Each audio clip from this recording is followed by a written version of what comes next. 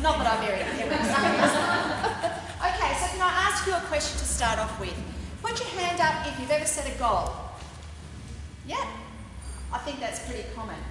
Put your hand up if you've set a goal and you haven't achieved it. Yeah? Okay. So, when you've done that, you've set the goal and you've been working really hard and you haven't quite got there, anybody had a reason for not achieving the goal? Yeah, what are some of those reasons? Life, kids. Time. Time. Unfortunate events, we'll call that one. Sorry, Lisa, was that you? Yeah. Yep, not staying focused. Yep, sure. Anything else? Sorry? Temptation. Yeah, all those things. Carolyn? Weak goal. A weak goal. That's a very interesting one as well. I've just lost the... Sorry. Okay, so we all have reasons.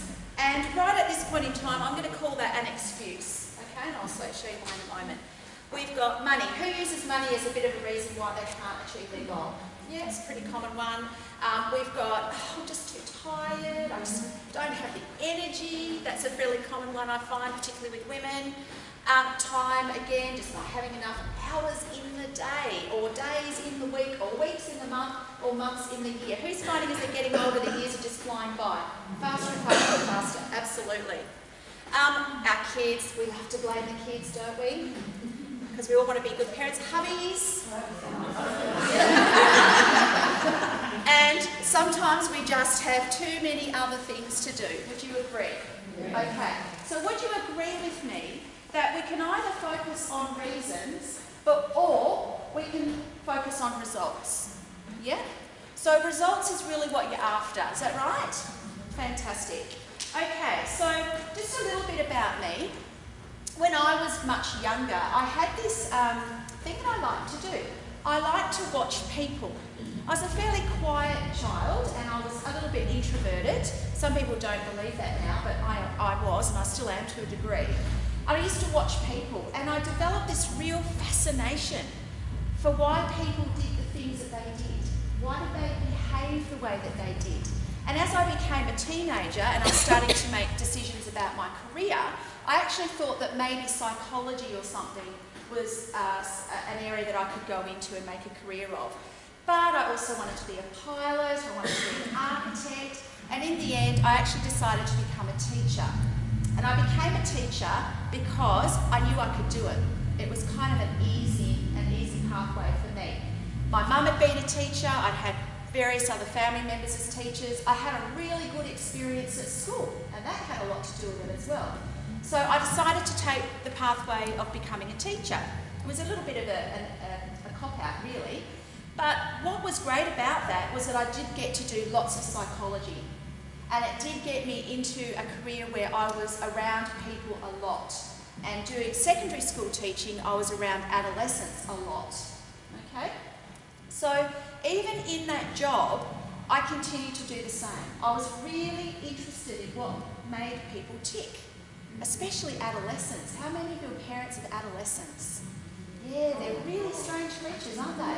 I actually love them. I adore them. I can quite easily spend all day with adolescents. I have 6 children of my own. I've only got a couple that are in there. Oh, they're still probably all adolescents because you know what they say about boys? They kind of stay in adolescence for a long time. So my oldest is nearly 26 and my youngest is 15. And they're all boys, by the way. So I've had a lot of experience with adolescents and teenagers as well as adults. And it was a really good time for me, even being a parent, to continue that interest and passion and curiosity I had for understanding people. And what that eventually became, the curiosity became an avenue for me to link and connect with various people and programs and start to try and put some methodology around it, some frameworks around it, so I could use that to go and help other people.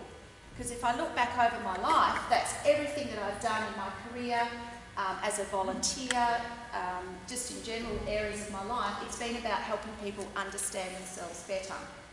So I had this crazy vision How many of you have spent some time working on a vision or a purpose? Yeah? So my crazy vision, and I've had this since I was a little girl, was that I might be able to have some influence on world peace. That somehow I might be able to change the world so that we can all live in peace. A bit like that John Lennon song, you know, the Imagine song. That's probably, if I had a song, that would be my song. Bit of a crazy vision. However, what it has allowed me to do is really focus a lot of my energy and activity and my learning and my training on how I can help individuals do that. Because I'm a big believer that if I can help one person and that person can help other people and then they can help other people, hopefully we'll have this shift in humanity. And you know, maybe I've given myself 100 years to achieve this goal, by the way. Maybe in 100 years' time, when I'm gone, world peace will be in a better place. We'll be in a better place as a world. So that's my crazy vision. So what that did was it brought me to this particular model that I'm going to describe to you today.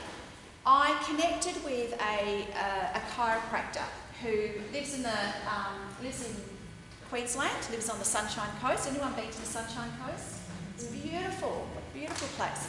And he has looked at a lot of the psychology and other models, profiling tools, etc. that have been around for a very long time, and he's created one called the Innate Model. What I'd like to do today is just share a little bit of that with you, and also give you some practical, as Hayden said, some practical, actionable take-homes that hopefully will change the way that you are approaching how you do success. So this model is actually based on the brain, and we are in a very, very lucky position because over the last probably 30 to 40 years, with the advance of technology, we can now measure what happens in your brain as you are doing something. Okay? So we can actually look at the brain and have a really good understanding of what different areas of the brain are responsible for and what they do in their function. So I'm not going to go into too much detail because I don't think any of you came along today to learn how to be a neuroscientist, but I think most of us know that we've got a left and a right side. Would that be right? And the left side is mainly responsible for things like logic. It's very analytical, scientific, it's about data. Whereas the right side of the brain is more creative, it's passionate, it's very relational as well. So that's a fairly common thing that most people understand, left side and the right side. And there's been some really interesting studies done on people who have had brain injuries and have injured either the left or the right side or other areas, and it has affected their functionality. The amazing thing about the brain though is that even those parts of the brain that are injured beyond repair, the brain can do this amazing thing where it just creates new neurons and it develops in other areas. So it's fascinating stuff. If I had the time, there's an excuse, and I had the money, there's an excuse, and I didn't have 6 children, there's another excuse. I'd go back to university and study this because it would be really fascinating. Okay, but we also have what we call the forebrain. So the forebrain is the most recently developed part of the human brain. When I say recent, I don't mean like in the last 100 years, I mean the last, thousands of years. And the forebrain is responsible for things like big picture thinking. Okay? And it's a very visual part of the brain. So people that use this part of the brain often see things in pictures. Okay? It's a very trusting part of the brain. And it's also a bit of a risk taker. And this part of the brain is described as being intuitive. Now, as I'm going through some of these slides today, some of this information, just take notice about what you're resonating with. What is kind of making sense to you? You might be able to start thinking, actually, I think I'm a bit like that. I think I'm using that part of my brain. Okay, so just take notice of that as we go through. Everyone here okay? It's kind of noisy over here. It's like having fun. Okay, and then we've got the hindbrain. This is the part that sits at the back of the brain. Now this is the part of the brain that's been around for a very, very long time, okay? And it's more detail focused, whereas the front of the brain is very big picture, the hindbrain is much more about details. It's also very kinesthetic, and that means it's very connected to body. So that part of the brain likes to be doing things, okay? It's instinctive and it's about survival. All right? Got that? Can you usually one or the other, or can you be a combination? Yeah, you can be a combination, and as we go through that, I'll explain that, probably actually in the next slide. So what I've done here is I've just, look, I don't mean to be too macabre, but if you can imagine that we've sliced the top off your head, and we're looking down upon it, what we have here are what we call the 4 quadrants of the brain. So we've got the left side and the right side, we've got the forebrain, we've got the hindbrain. And just to make it easier, so that when we're referencing different parts of the brain, we can put a label to it, we've done this, you know, like really complicated thing, and we've called them 1, 2, 3, and 4. There's a really good reason why the creator of this model has not labelled it. Because as Hayden mentioned before, there are a lot of personality profilings out there that label you, don't they? And you've probably done some of them. So you would be a adventurer, or you would be something or other. So in this model, we're not talking about labelling you as a particular personality type. What we're doing is identifying your behaviour preference. So at the moment, what is it that you're doing and what area of the brain is that linked to? Okay? And just as you said before, we actually use all 4 parts of our brain. We do. But we tend to have a preference for using a particular part of it. And that's what can be revealed through this. So the quadrants go 1, 2, 3, and 4. As I said, left, right, and the hindbrain and the forebrain. So each quadrant is going to have a particular set of characteristics, if you like, or attributes associated with it. Okay? So I'm going to just move away from that a little bit, because I'll talk to you a little bit more about how that works a little later on. What I want to come back to now, though, is what the topic of this presentation was, which is about the 4 steps that you can take to ensure that you can achieve your goals. And if you follow these 4 steps and a whole bunch of other stuff that you're going to hear about today, there really is no reason why you can't achieve your goals. Okay? Now the first step I'm going to call purpose. This would be a good time for you that have got the notebook and pen, or you've got an iPhone or something with notes on it. If you want to take notes, go ahead. I'll go through it slowly enough so that you can take notes. So the first step is purpose, and this is the why question. It's a big question, and it might be a question that you haven't actually visited for a little while. So the why question is going to give you a reason for doing what you're doing, a reason for your goals. And it's a very important place to start, because it gives you meaning. It gives meaning to those goals that you're going to set, and to the tasks that you do and the activities that you choose to do. It's also going to be about leaving a legacy. Remember I said that my goal is for world peace in 100 years. I'm not going to be around in 100 years, but what I can do in this lifetime is create a legacy that will be around in 100 years, maybe 1,000 years. And it's about inspiration. This is the part that is going to inspire you. Do you know the difference between motivation and inspiration?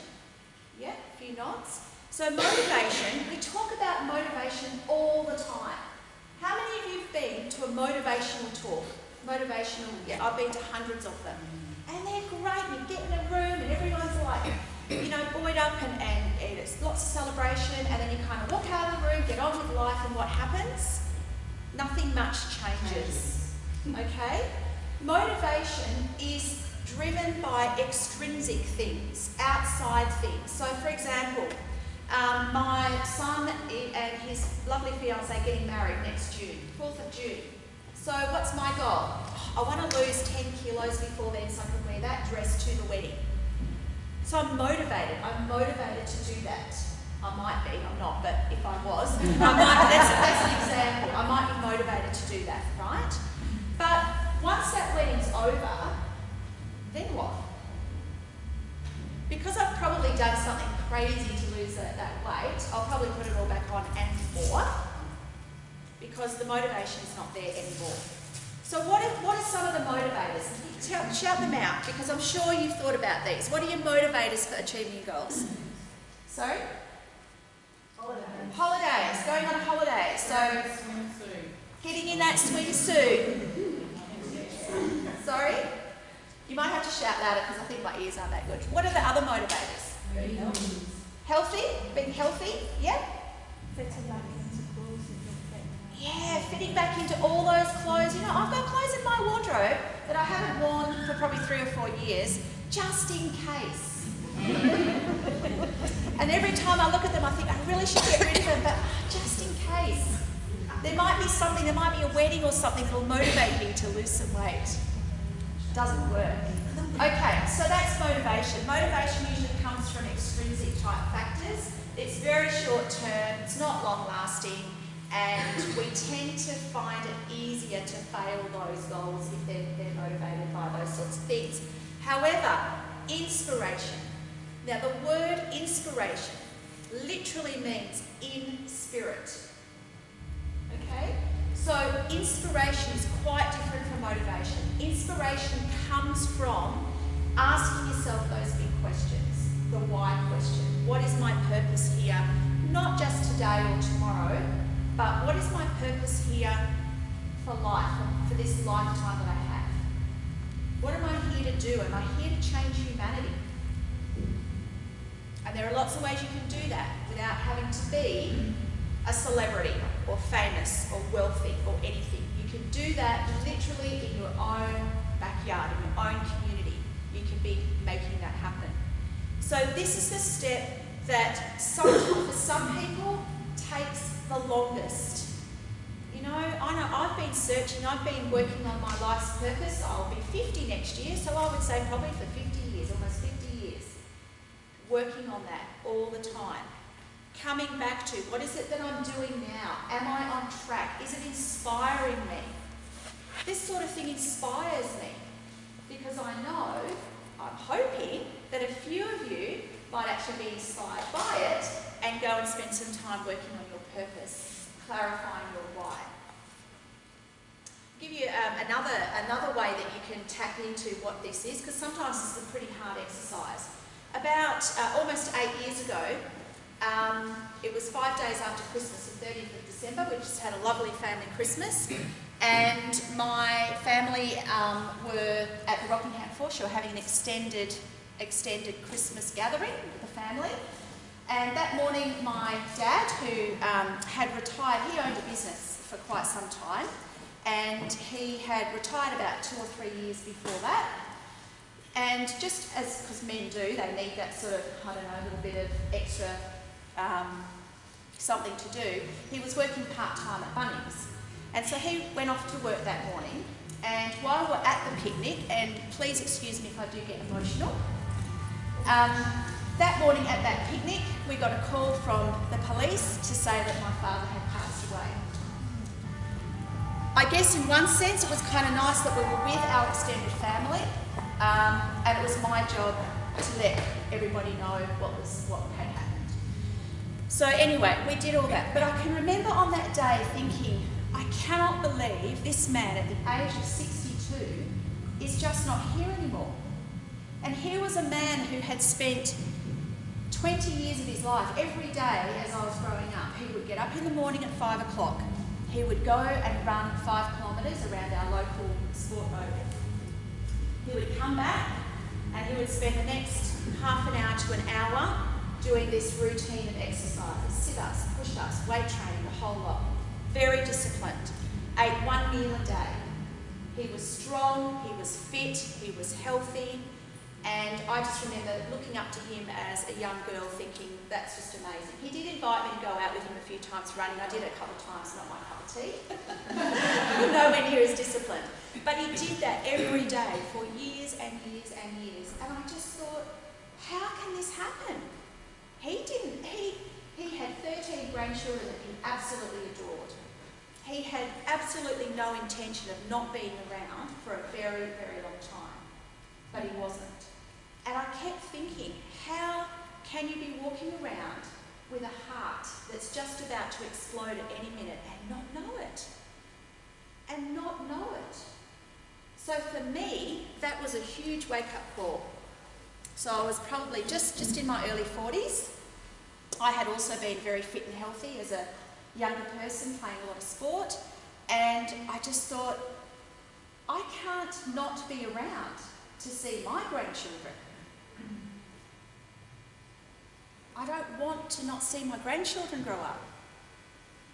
I don't want to be thinking I've only got 20 odd years left to live. Because I absolutely 100% believe that if he knew that, he would have done something. He would have tried everything he could to prevent it and to be here today. So what did I do? I took myself off to the doctor. That was the first thing I did. Tell me, how much risk do I have? Is this going to happen to me? And reassured that no, I was in a very, very low risk factor. Didn't smoke, didn't drink, was relatively healthy. And plus, for a woman, the risk factors were a lot lower. My brother, on the other hand, needed to go and check things out. So that was good. But my dad also didn't drink. I don't remember my dad ever taking even a sip of alcohol. He didn't smoke. So, go figure. So what I did was it set me on a course of learning. I need to know. And I went and found out. But in terms of my purpose, that clarified for me 100% what my purpose was. And it wasn't to be wealthy. And it wasn't to have a beautiful home. It was to be around for my children. Those of you that are parents might be able to relate to that. If you're not a parent, it'll be something else. And I hope that you don't have to go through something in life as tragic as that, or even more tragic, to find out what your purpose is. But when you do, you'll find it will make a really big difference to how you live your life. Yeah? Okay, so that's purpose. It's really important. The next stage is the planning stage. So now that you know what your purpose is and you've got that why question answered, the next question you need to ask is what? What do I need to do? And I guess for me this is the research part. This is the part where you're going to go and get the information that you need. Okay? Doesn't matter what the goal is, it doesn't matter what you're trying to achieve, the steps are going to be the same. I guess most of you are here today because you have some visions or some goals around health, fitness. Yeah? Would I be right? Yeah. But this can apply to anything. So do your research. What I found out on my journey is that when I did actually take the time, because I'm one of those people, I don't go to the doctors. I don't go to the doctors unless there's something really wrong with me and I'm hurting and I need it fixed. I tend to have a more preventative approach, I guess, to my health. I don't always do the best job of it, but that's my thinking. So what I did was I went and did some research, but what I did find out was what was going on inside of my body. Because I think sometimes we only look at the external, don't we? We stand in front of the mirror and go, oh, I wish I could lose a bit of weight here, and gosh, boobs getting bigger, and I wish I could have those rolls and things like that, right? Would you be right? And that tends to be what motivates us to go and do something about our health or our fitness. But actually, what I've come to discover is that there's a lot that we need to know about what's going inside our body, because the outside is just a reflection of it. So it set me on this journey because I did feel that I was putting on weight and I didn't understand why. I'd been a nutrition teacher. I used to teach nutrition. So I thought I knew all the answers. I thought I knew how to be healthy. But I was following that, wasn't working. What I found out during a series of tests and various other things was that I'm insulin resistant. I found out that my liver function wasn't exactly the best. It wasn't really bad, but it certainly wasn't the best. I found out that I was perimenopausal. Probably, that's something for some of the younger women in the room to be looking forward to. All these things I really didn't know about, but they were causing things to be going on in my body. So without going into any detail, because we're all different, we are all different. So what the plan that works for one is not necessarily the plan that works for another. That's something we've got to understand. So if you haven't got the right plan for you, then that might be a reason why you're not getting the results as well. So you need to find out, what is the right plan for me and for my body? And there's loads of different ways you can do that. And Hayden is certainly presenting you with some opportunities here to do that as well. So it is about goal setting. And those of you, how many of you, just a hands in the air, who is a regular goal setter? Right, good, strong goals. Okay. Keep your hand up if you're a goal setter. Put your hand down if you actually have a to-do list rather than goals, because there is a difference. So think about the goals, what you're talking about. Is it a to-do list? Because if it's a to-do list, it's not a goal. Okay, so just a few people. Do you know why there's only a few people here that actually set goals? Because it's actually not easy. It's much easier to write the to-do list. But it's also, you set the goal, but you never achieve. Well, there'll be a reason why. So a lot of people set goals. You all put your hand up at the beginning, didn't you? But there is a difference between a really well-written goal and just something that you're going to do, a task that you're going to tick off the list. Okay? So if goal setting is not something that you've really looked into or you understand, it's almost like there's a formula that you need to follow. The one that I teach people is the I-SMART. So you might have heard of SMART goals. Specific, measurable, achievable. Maybe I'll just pop that up here for you.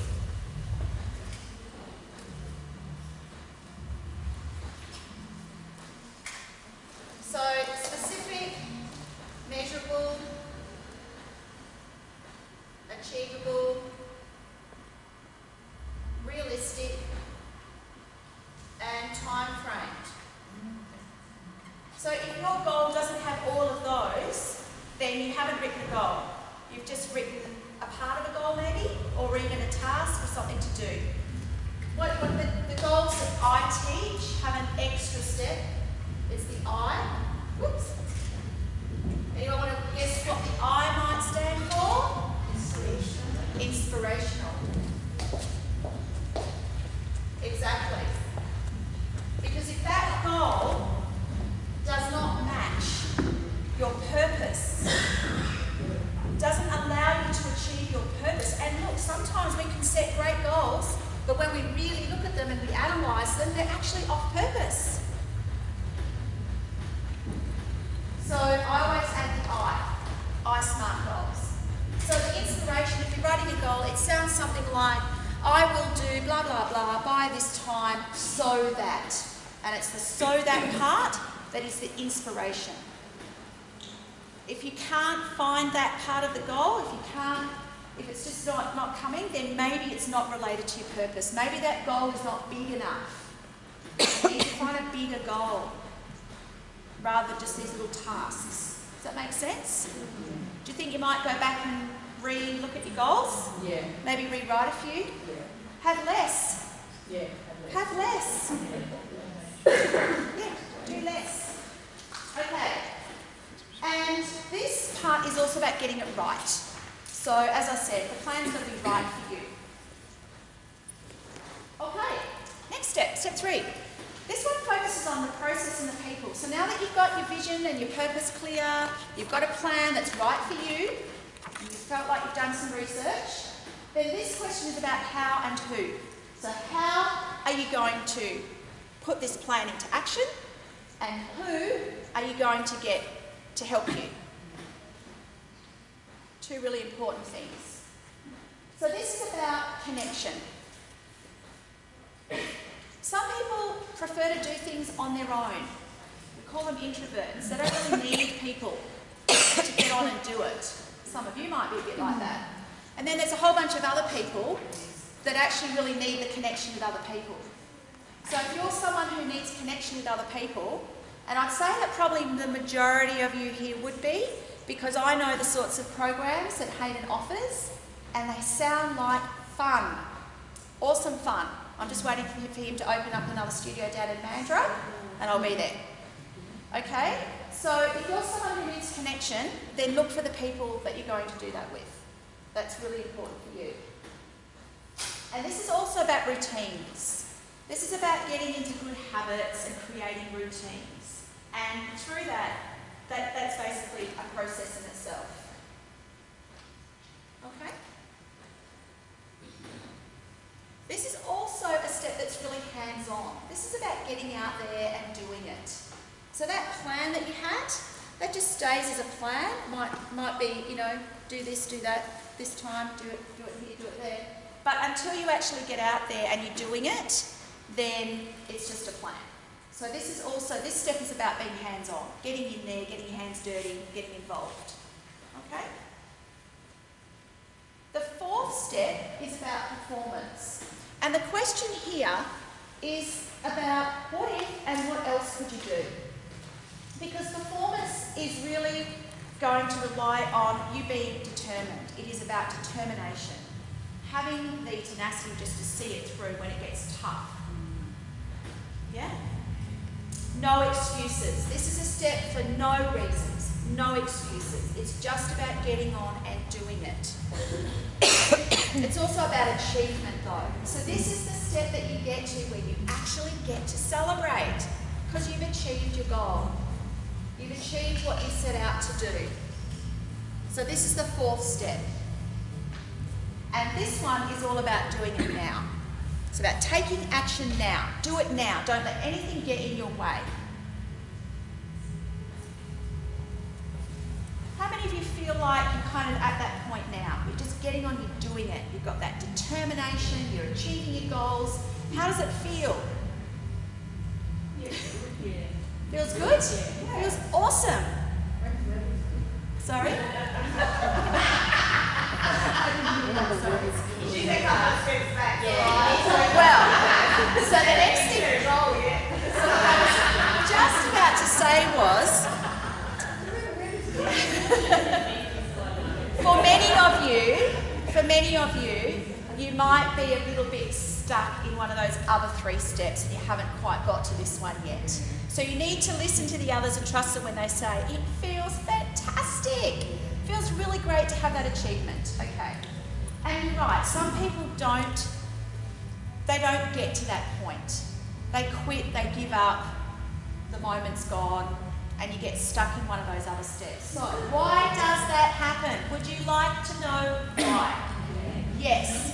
Would you like to be able to go home today and have that understanding of why this is happening to you, but also what you can do to change it? Fantastic. Happy about that. So going back to the 4 quadrants, you might notice that I called this the 4 steps. And how many quadrants do we have? 4. Okay, so what's quadrant? Quadrant 1 is about purpose. This is the part of the brain that is big picture. It's very visionary. It sees things in pictures. Okay? It's very inspirational and it loves to have fun, this quadrant. So it's all about purpose.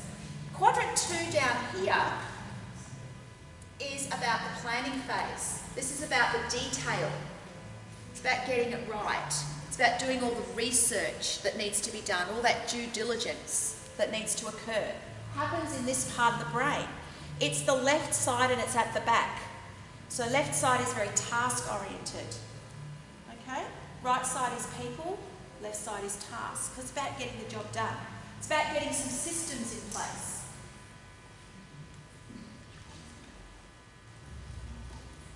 Whereas the third quadrant is more about process and people. This is the right side of the brain, which is much more relational than the left. So it is about people, but it's also about following routine. Because remember, the back of the brain, it's about just doing things. It's very kinesthetic. So it's just about doing things over and over and over. So this part of the brain is going to be really useful for you when you're trying to set up routines, good habits, and connecting with other people. And then finally, performance comes from the quadrant 4, which is the left part of the brain, but it's at the front. Now, interestingly, in all the data that we've collected, so I've been using this particular model with a whole bunch of different people, hundreds of people over the last few years, and a lot of them have been young people. at school, so school age, secondary school students. And what we find is that this particular quadrant is the least represented in all people. So for some reason, there are not a lot of people that actually engage that part of the brain. However, these parts down here, probably much more common. But as I said to you right at the beginning, you use all parts of your brain. And this is a model that's not saying this is who you are. This is a model that's saying this is what you do. And there are reasons why you do that. It's your experiences, what you've had to deal with in life, the way that you were raised, your values, your beliefs. Lots of filters, you know, some cultural filters, gender filters, all of those sorts of things come together to make you who you are. And your behaviour is driven by all of those things. So you will probably, as I'm talking through this, you might be sitting there going, you know what, I think I've got this kind of feeling that I might be one of those quadrants. I might be one, or I might be more two, because I prefer to, you know, I'm a bookkeeper and I really enjoy getting into the detail of numbers. Or I'm a quadrant one, I tend to be quiet, people find me inspirational and I like to have fun. I can be a little bit scatterbrained, a bit airy-fairy, a bit creative. Or you might be quadrant three. Quadrant three, that people that use quadrant three a lot, they make really good counsellors, coaches, teachers, they're good listeners because they really like to connect with people. It's really important to them to connect, and they like routine. They don't really like change so much.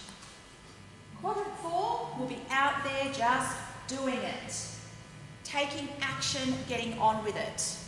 People won't be so important to them, but achievement will be. So, is that Caroline? No, that's Hayden. Oh, Hayden. Yeah. We were just laughing at this point as well. I already know what Hayden is, and that will remain a secret between coach and coachee. But just on that, Hayden, I am going to share a little bit about you, if you don't mind. It's all good. Hayden actually profiles as someone who has got an entrepreneurial way of approaching things. So the combination of dominating quadrants for him makes him guaranteed almost a success as an entrepreneur. He's got a really good combination because these do work in combination. You'll probably have one that's dominant and then you'll have another one that's quite high as well. So you'll have two. Some people are very clearly one or the other.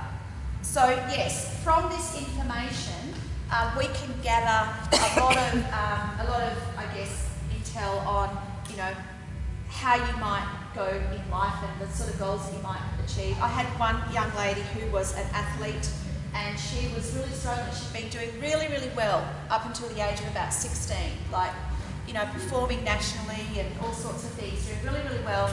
And then she just kind of slowed down and she was really struggling to continue to perform and achieve at those really high levels. Just couldn't quite get to the next level as an athlete. She was a runner.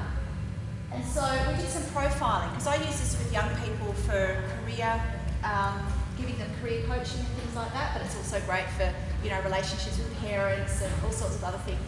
Anyway, so we got talking about her athletics and her sport performance. Now, she profiled in such a way that these were her dominant areas. In fact, this one and a little bit of that one, mainly this one. So for her, it was going to be unlikely, without knowing this, unlikely that she was going to reach those top levels of performance and those top levels of achievement. But once she understood this and she could see what she needed to do, what were those attributes, what were those characteristics that she needed to start doing? Because the thing is when you start doing something and you actually start activating these areas of the brain, guess what the brain does? Talked about it earlier. It's amazing. It just starts creating all these new connections. Just like, you know, the people that have had strokes or those brain injuries. They just reactivate another part of the brain and all of a sudden it's there. So it is possible It is possible to develop those attributes and those characteristics in order for you to achieve your goals, if you know what it is, which a lot of people don't. So that's just an example of how that works. So you might be sitting there at the moment sort of resonating with one or maybe two of those. Yeah? Now, is there anyone that's sort of saying, I think I'm all of them pretty equal, I'm pretty balanced actually. I feel pretty balanced. No one's going to, yeah, a couple of people. So the idea with this is not necessarily that that's the best thing to be. We don't necessarily want you to be equal in all areas.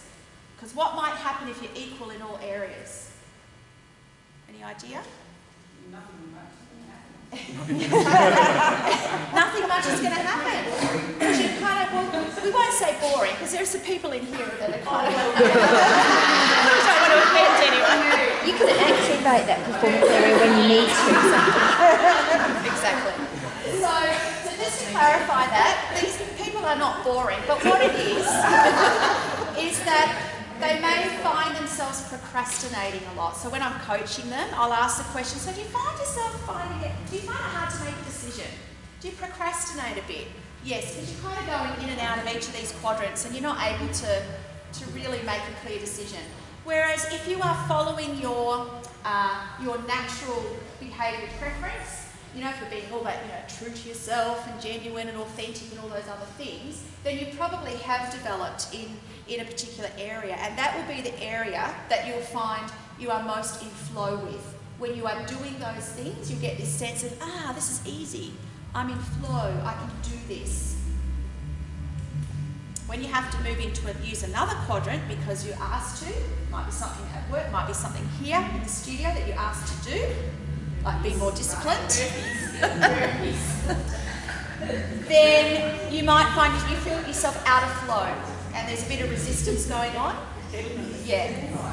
So that's a sign of perhaps, you know, the part of the brain that you're not that comfortable with, and there'll be other areas that you will be.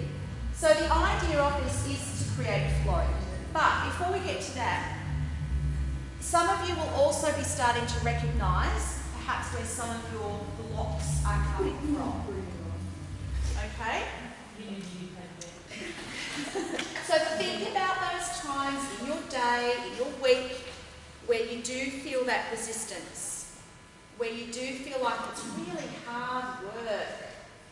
You know, getting out of bed at 5:30 in the morning to get to the studio for 6 o'clock. You get to the end of the workday and you just want to get home and put your feet up, but you've made this commitment to go and work out or to meet someone for a walk or whatever. Or you say, I'm not eating sugar, and then you go out and you get invited out to a really nice meal and the dessert menu looks awesome and you think, just this once. Just this once. You do that every day. I'm just doing it once a day, so it should be okay. Right.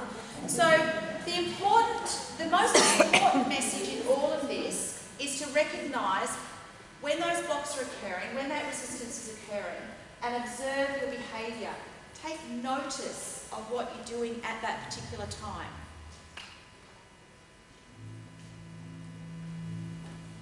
And try and relate it back to one of these areas that we've described.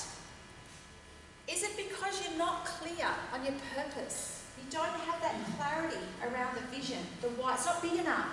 It's too little. It's only like a couple of weeks or maybe even 6 months. It's got to be big. Remember, I've got a 100-year plan, a 100-year goal. Or is it that you just haven't done the research? Actually, you know, it's just not working. You're doing all the stuff that you need to do, but you're not getting the results. Maybe it's the wrong plan for you. Maybe you need to go and get some more information, do some more research, find some more data, read some books, listen to some audios, talk to Hayden. You have the answers. Sorry? Yeah, exactly. You might even start to be able to guess what profile Hayden might be. Quadrant 3, is that the area you just don't have a routine? You're not really into routine. You prefer variety and lots of change and doing things differently and having fun. And you're sort of avoiding that routine, getting into really good habits. Maybe you haven't connected with the right people for you. Or it might be quadrant 4, up here in the corner here. Just doing it. No excuses, just do it. Start to achieve the results, because when you start to achieve results, you feel great, don't you? And when you start feeling great, you want to do more of that. But if it's not working for you, what is it they say? The definition of insanity is doing the same thing over and over again, getting the same result. Yeah. So somewhere you need to shake it up. You need to get in there and do something different. So, is it purpose? Is it your planning? Is it processes and people? Is it performance? Now, there's no coincidence that we've called this 1, 2, 3, 4. There is an order to this. We know how important it is to start with vision. Any business people in the room? Yeah, a few over here. Yeah. So we know that when we go into business, or if you're thinking about going into business, the very first thing you've got to do is create a vision. You've got to have the big picture. You certainly can't be bringing other people into your business if you're not clear about the vision, because you've got to engage them in it. They've got to get on board with it. You've kind of got to do the same in your life. Maybe it'd be really cool to have a vision for your family, for you and the kids. Get them on board. So that's where we start. So if you follow 1, 2, 3, 4, and that's why you keep seeing this figure 8 here. And actually, if you turn it on its side, it's actually the infinity symbol, which some of you might be familiar with. So 1, 2, 3, 4, and that's flow. You're going to flow through those 4 quadrants. And trust me, if you do that, you won't miss something really important. You just be going through it in your head. It gets to the point, like with me, when I'm so familiar with this, I just do it unconsciously. And I ask myself the question, if I'm not getting to where I want to go, I ask myself the question, where is the resistance? Where am I getting blocked? Which part am I not moving through? I'm a high quadrant 1, really high quadrant 1. So for me to be doing this stuff, I can do it. I've got the skills to do it. I've been around for a while. I know how to do it. I actually do it really well. In fact, some people think, in fact, I asked my students once, I'd given them a lesson on this, and I said to them, so what do you think I am? And they all went, quadrant 4. It's actually my lowest quadrant. But what do? I try and do more of it, because I know how important it is. So the idea is that as you go through those, you will cover all of those off. You can stop and ask yourself, where is this block? What's not working? Am I getting caught in a loop? You know, you can kind of loop around, particularly between these two. Most of the young people that I profile, in fact 95% of them, profile as right-brained people. Like they're using the right side of their brain, much more so than the left side, which is really interesting, and why I have this really strong mission to change the way educators educate kids at the moment, because they're not recognising it. They're forcing them. I'm a teacher. I work in a school, so you know I'm not bagging out my industry, but I kind of am. I'm calling them on it. I'm calling them on it. What we do is we put these kids in situations where we require them to do a lot of left brain type stuff, and they struggle.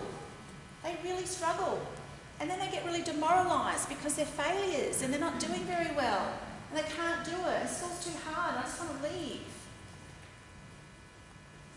And really, what it is that education's not catering for these right-brained kids, and they need to be right-brained, because if anyone's noticed, the world has changed a lot in a very short period of time, and it happens so fast. Young people have to be like this. It is about being relational. It is about making connections. It is about building networks. It's about being creative. It's about being passionate about the planet, about the environment, because these are the people, these young people here, are going to be the people that in 20, 30 years' time are making decisions about the planet. that are going to be really critical to its survival. And which nursing home are going? Yeah, exactly. Yes. Yeah, we want really cool nursing homes, guys.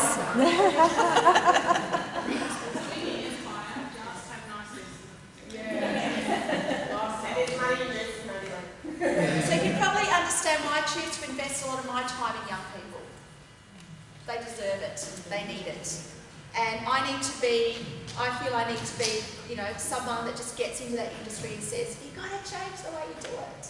You've got to change the way you do it. Yeah. So we can try and make them be left-brained. But it doesn't work because then they're not in flow and they're not actually creating value. They need to be doing things that they're really good at. You need to understand where you are creating value for yourself in your life and do more of that. But be conscious of the other areas that may be voids for you. Because this also reflects your values. So your behaviour reflects your values. It reflects what's really important to you. I value freedom. I value choice. I value the ability to do things how I want to do them. I value being inspired by people and being inspirational. They're my highest values. But your values might be efficiency, doing a really good job, getting it right, being accurate. We need all of that in the world. We need all of it. So the more that you understand yourself, the more self-awareness you have, the more able you're going to be to understand other people. Does that make sense? It all starts with you. So just very quickly to recap, how do you create this flow? Well, you can identify your dominant behaviour preference. And if you're interested in doing that, I'll explain to you how you can do that in a minute. And then the first step, determine which values are serving you and which ones aren't. So if I've got a goal that's going to require me to have a plan, to set great iSmart goals, get some people involved or find out how I can go about doing that and then do it, perhaps my value around freedom and about choosing to do things how I want to do them, when I want to do them, isn't serving me in that particular goal, in that particular vision that I have. Does that make sense? So once you know what your values are, you can then decide, is that serving me or isn't that serving me? Okay? With the planning, set those iSmart goals. Make sure you include the inspirational part. I will blah, blah, blah, blah, blah, by such and such a time so that, and that links to an emotion, so that I feel incredibly confident, or so that I feel amazing, or so that I feel that I'm leaving a legacy. Something like that. Something big. And really exciting. And then step 3, maybe join a community. This is a great community. Hayden's got a great community going here. There's a community in the studio, there's a community online. Who cares if you can't get hold of him? You're a part of a community. You'll get hold of someone. And we've got each other. And you've got each other. Exactly. Exactly. And develop a routine. Get those routines going so it just becomes habit. And step 4, just do it. If it doesn't work, do something else. But just do it. Okay? So there are different ways that I can help you. Today, hopefully, I've helped a lot of you just by sharing this information with you. Hopefully that'll be enough for many of you. If you're interested in knowing personally what your behaviour preference style is, then I'm very happy to work with you on that. So normally I would do a profiling and debrief session, unless you were a student in one of my schools. Normally I would charge $300 to do that. But because I'm here to help Hayden, if you would like to do that, I can do that for $50. Now that session, I always say it's an hour, but I'm a bit of a talker. I'm a bit of a quadrupart. So you are guaranteed you are going to get exceptional value because I can never do it in an hour. Never ever. I've never done it in an hour. And if I did it in an hour, I wouldn't be giving you enough information. So that would be scheduled at a time to suit you. I can come to your place, nice and casual, not a problem. If you do have teenage kids, quite often they get a lot out of that as well, so we can talk to you about that. So I've just got some sign-up sheets. Later on during the break, you can pop your name and details down. I'll get back to you on that one, okay? And I'm going to leave the last word to this guy here. Now, I'm hoping my speakers are... I'm really bad with technology. My husband's an IT manager and he just laughs every time I get prepared for one of these things because I'm like freaking out, making sure everything works. Just a really short little video clip. It's Shia LaBeouf and it's about motivation. Let's see if everything works.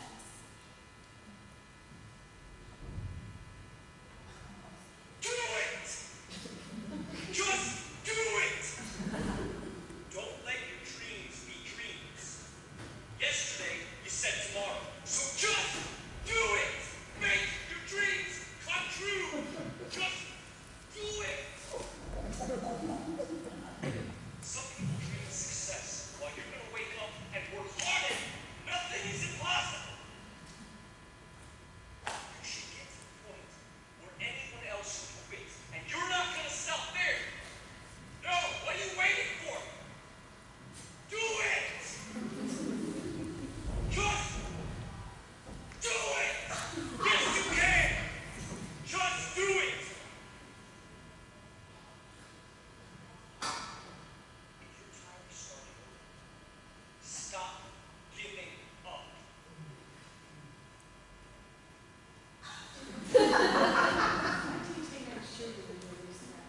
Thanks for having me, guys. We're going to clap at once. Yeah, no problem. That's all good. I have to apologise about the pink shirt.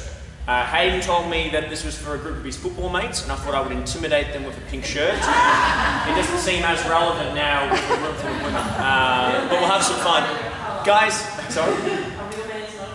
Thank you so much. It makes me feel better. Guys, who's seen me present before at Advanced Fitness? Has anyone been here before? Well, I remember you. Good to see you.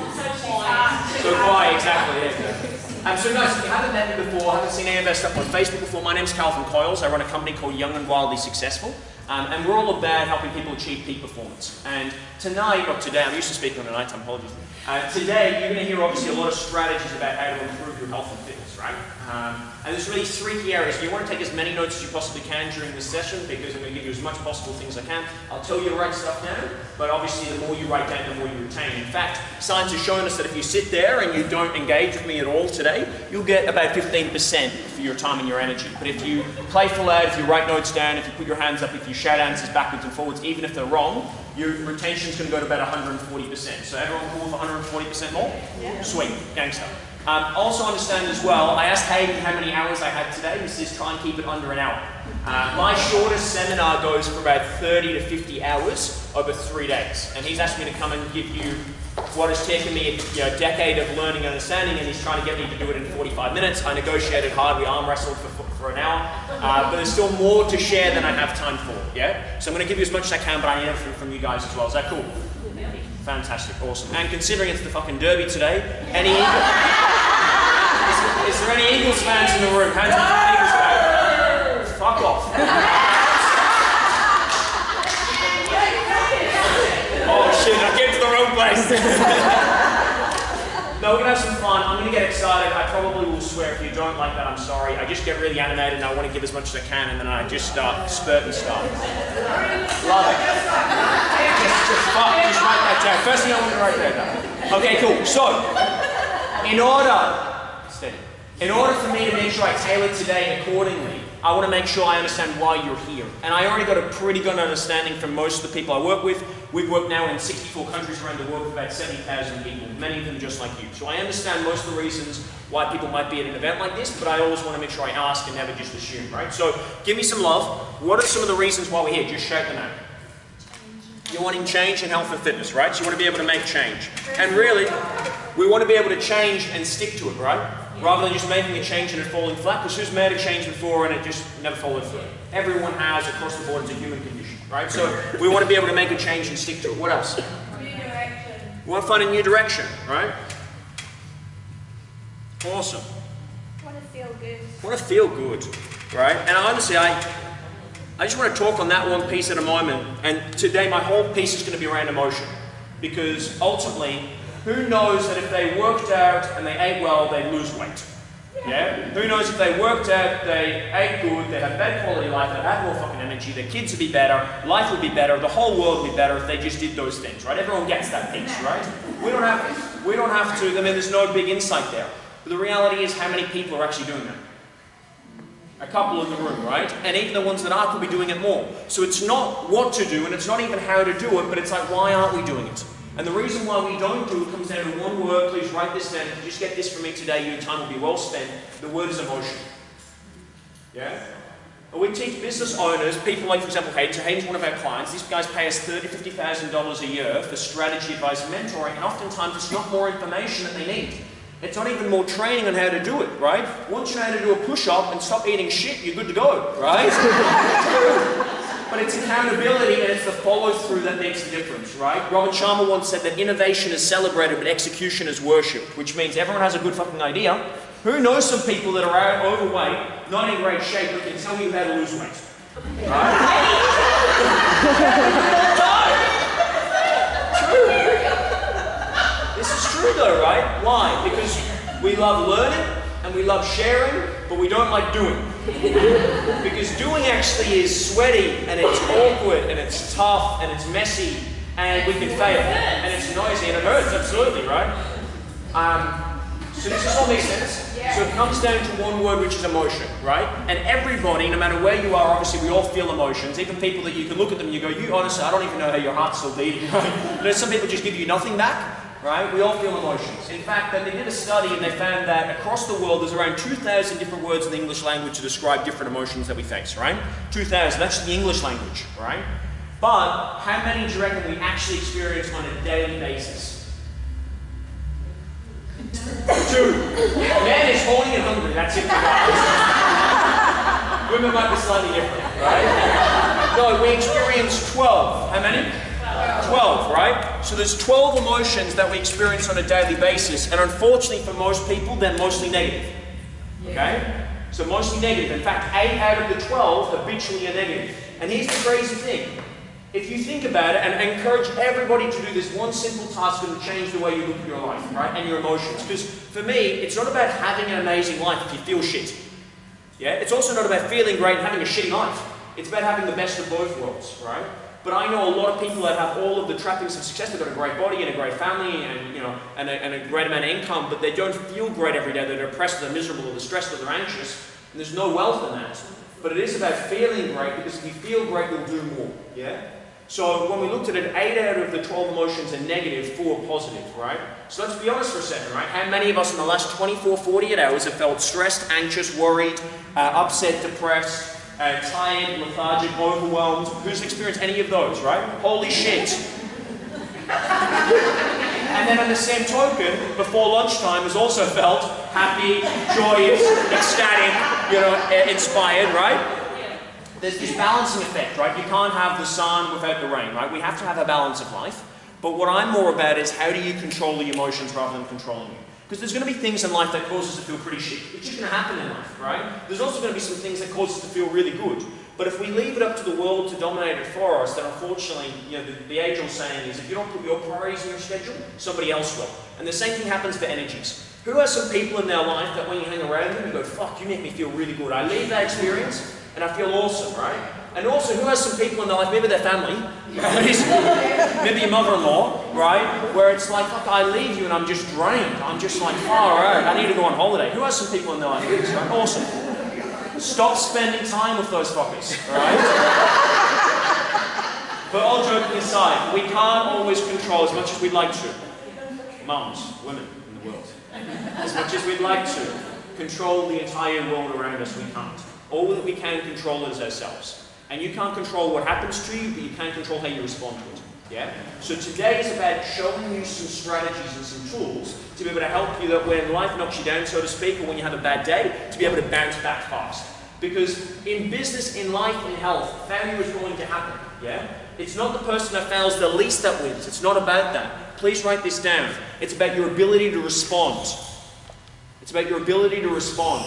if you look at peak performing athletes, right, or if you look at, say, for example, the Dockers and Eagles, right, when the season fixtures list come out, they're not complaining about who they're playing, they're complaining about what? The time between games. Because in peak performance, it's the rest period that allows them to debrief the previous game to get ready for the next game, right? So when we have setbacks, these are going to happen. There's going to be deaths in our family. There's going to be times when our kids are sick from school. There's going to be times when our husband and I are having an issue or a fight. These are going to happen.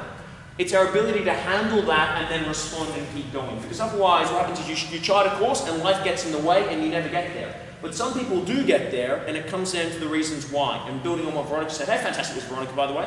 Give her a round of applause. If you didn't do this, we're doing this, you should do it, right? But going back to what Veronica said, it's about having that intention first, right? It's about having that inspiration, yeah? And I want you to understand, it's not about what you're going to do in terms of health and fitness, it's much more about why you're going to do it.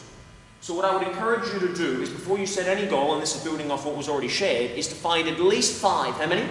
5 key reasons why you're going to do it, and have them across a variety of different areas, right?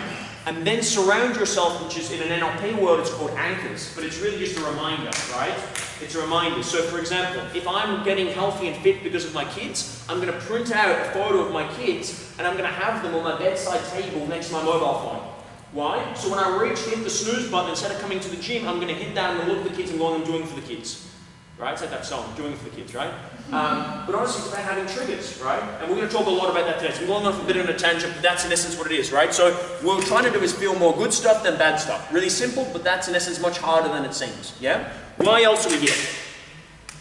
Weight loss. Sorry? Weight loss. Weight loss. Weight loss. There was an accent there, so I got mixed up. Weight loss. Cool. Health and well-being. What else? Self-discovery, yeah, self-awareness, right? What we're talking about.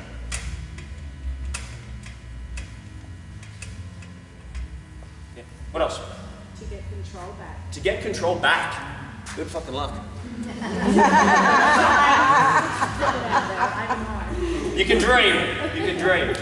I can't spell to save my life, so stop looking at my slides, okay? I'll just fucking flip it around.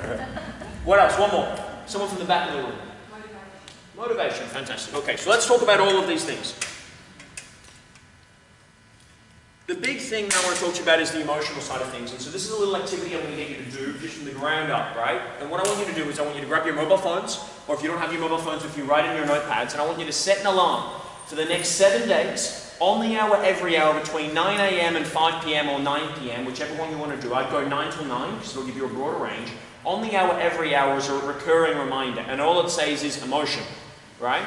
And then I want you to do is I want you to create an emotional diary for the next 7 days. Right? There's actually going to be something amazing, and it's going to change the way you look at your life, I promise you. And it does require a little bit of discipline, and everyone can do it for 7 days. If you miss an hour, don't worry, there'll be another reminder in about 57 minutes, right? So you'll keep going through it. But what you'll realize is this: when you set your emotional calendar like that, you go, okay, cool, what am I feeling right now? Stress. Write it down, and then move on, forget about it. It'll happen as though you just go over, and then the first day you go, oh, that was a pretty bad day. Second day was a pretty bad day. And you look at the end of the week, and you realize, well, hold on. Whilst there's so many emotions I could be feeling on a daily basis, I'm actually only habitually feeling a certain amount of them. Because whether you like this or not, science has shown us that by the time we get to 30 years old, 95% of our beliefs, our values, our attitudes, and our emotions are pre-programmed. We've been doing things the same way again and again and again, that we're in a rut. And the only difference between a rut and the grave is the death. Okay? And so we're just doing things the same way. And so in order for you to change the way you drive to work, if you drive to work... Wow! Wow! I've never seen before. That all went viral just on YouTube. Tinder's exploded. Okay, so how did that feel? Give me some of the emotions, because I could see there was a variety of emotions there all at the same time. Embarrassment, awkwardness. Fantastic, these are good emotions to feel. Great, well done. Petrified. In your I think it was you over here that was doing this. Wow! I feel like I need to show my ID in order to see that. What else did we feel? Because there's a lot of laughter as well, right? If you weren't doing it, you probably would. It was fun. Who had fun? Who was fucking petrified? Yeah? Why did they go hand in hand? Right? Now, what's the difference? What's the difference between being really fucking nervous and really excited? There's actually not a lot, is there? Right? Let's have a look at the biological responses, right? Your heart starts to beat, right? Same. Your hands get sweaty. Your knees are weak. Your arms are heavy. You might be vomit on your sweater already. Mum spaghetti. On the surface, you look nervous, but you're calm and ready to drop bombs, right? If you haven't listened to any of Eminem's stuff before, you wouldn't have got those lines. Some people in the audience are like, I don't understand what this stuff is. Right? So your heart starts to race, you're a little bit sweaty, you're more anticipating, right? But there's a fine line, isn't there, between this sort of nervousness, excitement, and danger all at the same time. And the only difference is one word: label. If we say that we're excited, we're excited. If we say we're scared, we're scared. It's the only difference. And a lot of our emotions are like that, right? There is this polarity that occurs as well. But you know what? I prefer to have moments in my life that were like that.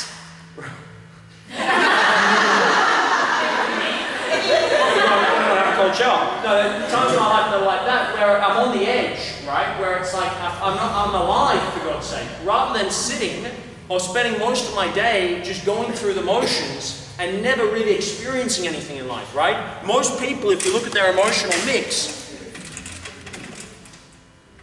spend their days like this. And it's like this really gentle hum of just boredom and mediocrity, right?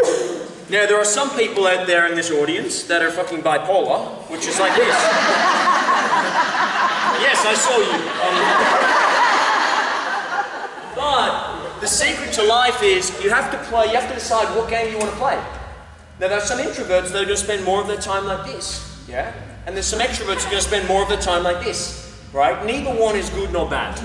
But what we want to be able to do is to be able to mix it up, because variety is the spice of life. Has anyone seen the movie Trainwreck recently in the movies? Honestly, the funniest fucking intro of a movie I've ever seen in my life, right? So there's the dad sitting the two daughters down on the car and trying to tell the metaphor of why him and their mum are not together anymore. And he says, well, you have a dolly, don't you? She says, yeah. He says, well, you like playing with that dolly, don't you? She says, yeah. He says, well, what if you wanted to play with another dolly? She's like, yeah, I would like to. She says, well, what if that other dolly doesn't want you to play with that other dolly, right? What if you want to play with like a cocktail waitress dolly, for example, right?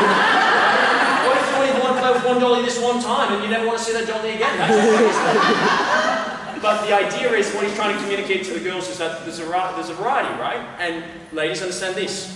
Men will find variety with you or without you.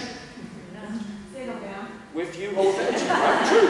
But also women will find variety with you or without you, right? So you have to keep it in you or it's through. But the same thing goes for our bodies, right? The same thing goes for our emotions. So some of you right now are living in this space, you need more of this.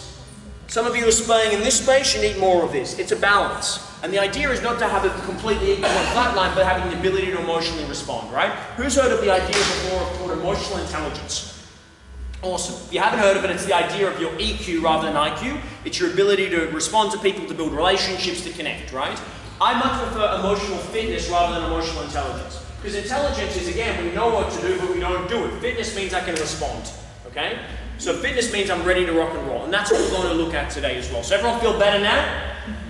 I feel better now, right? Okay, cool. So let's have a look at this, right? There's ways in which we store emotion in our physical body. And I'm just going to talk about the two, I guess, underlying reasons why we feel good things or bad things. And this is going to make a lot of sense to you. Why most of you are stressed all the fucking time and you don't feel great. And then we're going to go about a process of anchoring it in as well, which should be a lot of fun as well. Okay, but I need everyone just to understand the science behind this for a little bit. There are a couple of key emotions that make us feel really good in our lives, right? One's called dopamine, right? We've got endorphins as well. And they're the big ones you're going to feel in the gym, right? Does anyone know what dopamine is responsible for or where it comes about? No? Dopamine, I just want you to write it down. Dope equals achievement. Right? Dope equals achievement, right? And a lot of people in life are addicted to dopamine, right? Because it's achievement focused. If you have a personal best, if you win, if you achieve, if you do anything, who's ever done this? You wrote out a to-do list, and you wrote something on the list that had already been done. You got a dopamine rush by doing that, right? I once listened to Hamish and Andy, and he says, I wrote down on the to-do list, go to the toilet, right? Because he knew it was something that he needed to do, so he could cross it off. So you get a rush of dopamine from that response, and that's really good because it encourages us to move forward. The challenge is as well that when we eat food, we get a rush of dopamine. And the reason for this is if we go back 30,000 years ago, right, there wasn't McDonald's or Hungry Jack's or KFC down the street. It was the ability where we didn't know when we were going to eat. And if we saw something, we got a rush of dopamine because our body said, if you eat this, you'll achieve by surviving, right? So now, who's never been hungry? Who's been completely not hungry, completely full, smelt something, and then gone, fuck, I'm so hungry. Holy shit, right? And literally, your high is a fucking kite, right? And the reason why is not because you've been smoking, right? Because you're addicted to dopamine. And it's unconscious, you didn't even fucking realize it was happening. The big companies understood what they were doing, right? That's why certain colors attract us, right? Why certain smells attract us, right? It's the reason why certain companies don't advertise at certain times of the day. Because we get this rush of dopamine. Because, particularly sweet foods, because in a biological matrix, sweet foods means instant energy, right? If you're stressed running around, do you want a salad or a Snickers bar? A Snickers bar. Even if you're a healthy person, you want a Snickers bar because that energy matches that food. Does that make sense? So we have to make sure that we manage our emotional state because otherwise we'll find ourselves operating in a certain buzz, we're tired and wired all the time, and then we'll be grabbing a hold of things that are continue to perpetuate that same cycle. Yeah? I've got one of my best friends, Kim, Hayden knows him. It was his birthday yesterday, and his partner Liliana would no shit eat a block of chocolate a day. Right? A block of chocolate a day. Why? Because her hormones are so off the charts, she's sleeping crazy hours, and her cortisol, which I'm going to talk about in a second, her stress, is so wired that she feels the need to continue to crave these things. Right? Really bad issue because it could just continue to perpetuate itself, right? So dopamine is very important, but we have to understand that our brain is being hardwired to allow us not to be thin and sexy and healthy. It's designed for us to be as heavy as possible because when it was designed 30,000 years ago, the aim of the game was survival, not aesthetics. Does that make sense? So we have to rewire that brain. It can be done, neuroplasticity, it can be done, but you have to understand it's a game. You're going up against a player, like it's like playing an old computer game. You have to go in knowing that there's a game in hand, right? So, for example, when I'm walking around the store, right, or when I'm doing different things, or when I feel the need to go and eat certain foods, I have to be aware of it. Because remember, awareness precedes change. I go, this is just the game and I know how to play it. And then what I find works very well, we'll talk about emotion, we'll move our bodies in a bit. What I find works very well is having a line or a statement that you say that just allows you to overarch it. Yeah? So remember I talked about the idea of having 5 key reasons why you're going to achieve it? It might be I'm doing it for the kids, right? Or it might be looking sexy at summer, right? Whatever your line is. For me, I went through a program about a year ago. I was going to Brazil for the World Cup and I wanted to have a 6-pack for Brazil, right? That was my aim, because I was going to be on a fucking Copacabana beach, Rio de Janeiro. No. I've been traveling a lot since. I don't want to embarrass Hayden. I'm just too shredded. Fuck, I should never tell that story again. One of the things that I had was, is that going to get me abs, right? And I literally, for a period of time, I went to Bali, and I flew my personal trainer over with me, and he organised all the meals. So literally I would say, can I have that, Karim? And he would say, no, do you want abs? That's all he would say, do you want abs? And I knew that if he asked that question, I wasn't going to get any abs. So all I would say is, do you want abs? It was just a question. Because if you want to make a different choice, and be empowered to make a different choice, but you know you're not going to get your result. So having a statement like that really works because it allows you, when you know you're going to get that trigger, because your brain's hardwired to do it, right? Do I want abs? Do I want to look sexy in a bikini? That's all you do, and you ask yourself, because what that does is it redirects your focus back on something that's really important. Does that make sense? Yeah. Awesome. So do that, but having that statement and write it down, and here's the thing. Do you want abs? Worked for about 4 months. And then you're going to keep it new again, right? So then we're keeping manipulating different things, right? And so it's always about manipulating this game because the brain is really fucking smart. Our neurological hardwiring, 30,000 years ago, is really fucking smart. So whilst it's a stupid system for a lot of people, right, the reality is we're more advanced, but we've got to maintain the advantage, right? The whole idea that talent beats hard work only if talent works hard, yeah? So you can have an advantage, but if you don't use the advantage, you ain't going to fucking win, yeah? It's really difficult to win against somebody that never gives up. Does this make sense? Yes. Sweet. The second flip side of the emotion, right, there's also 2 more really big ones that are really important for us to understand. And one of them is what's called oxytocins, right, and serotonin. Does anyone know what oxytocins or serotonin is? Yeah? Feel good. Feel good. Feel good, yeah? Oxytocin is a hormone Hormone, correct. Yeah. So women get a rush of both of these when they give birth. Yeah? Because oxytocin is feel good. Well, it's all about sharing. It's the love drug, right? When you're physically connected, right? When you have physical touch, oxytocin and serotonin run rampant, right? This is why it feels really good to have sex, because we get this rush of serotonin and oxytocin. And the two of them really come down to one thing, which is called the idea of pride in somebody else. So dopamine is self-achievement, but oxytocin and serotonin is community achievement, right? Women that are community-oriented have high levels of oxytocin and serotonin. But here's the thing that no one really tells you. The other most dangerous chemical in our body, which is designed again 30,000 years ago to keep us safe, which is fucking up our health and fitness, is one word: cortisol. Cortisol. Who knows what cortisol is all about? Yeah. Cortisol is your stress hormone. It's the first stage biologically of fight or flight. I know I'm getting sciencey on you, but please don't let me lose anybody. This is the best way I can describe it. Who's seen a David Attenborough film where they're right, where the fucking the gazelle is in the jungle, right, like this, right, just grazing, just eating some shit, right, having some chips, right, and then here's Hayden, the lion, in the background, right, and then what happens? Right? And then you start looking around, right? This is the meerkat, right? Compare the market with the meerkat, okay? Right? Then what happens? Sees it and piss bombs, right? Cortisol, it's a technical term, right? Cortisol fills our body, right? Fight or flight, it fills our body. And much like working in a company, has anyone been involved in the last sort of 5 years where a company went, fuck, we're not making as much money as we were before, we've got to make layoffs and people lost their fucking jobs. Yeah? Really bad stuff, because people don't know how to run a business properly, but the economy is in a bad place. Cortisol does the same thing. And our brains go, okay, we're the CEO, the executive board, and right now we have the biggest source of our energy, right? The two biggest things that use the most energy in our body, do you know what they are? Digestion and sex. Actually, sex is number one. You've got to be on top, ladies. You can't just lie there and do fucking nothing, right? So digestion and sex, true story. I couldn't make this up. And most of us in the room, I can clearly tell it's just digestion.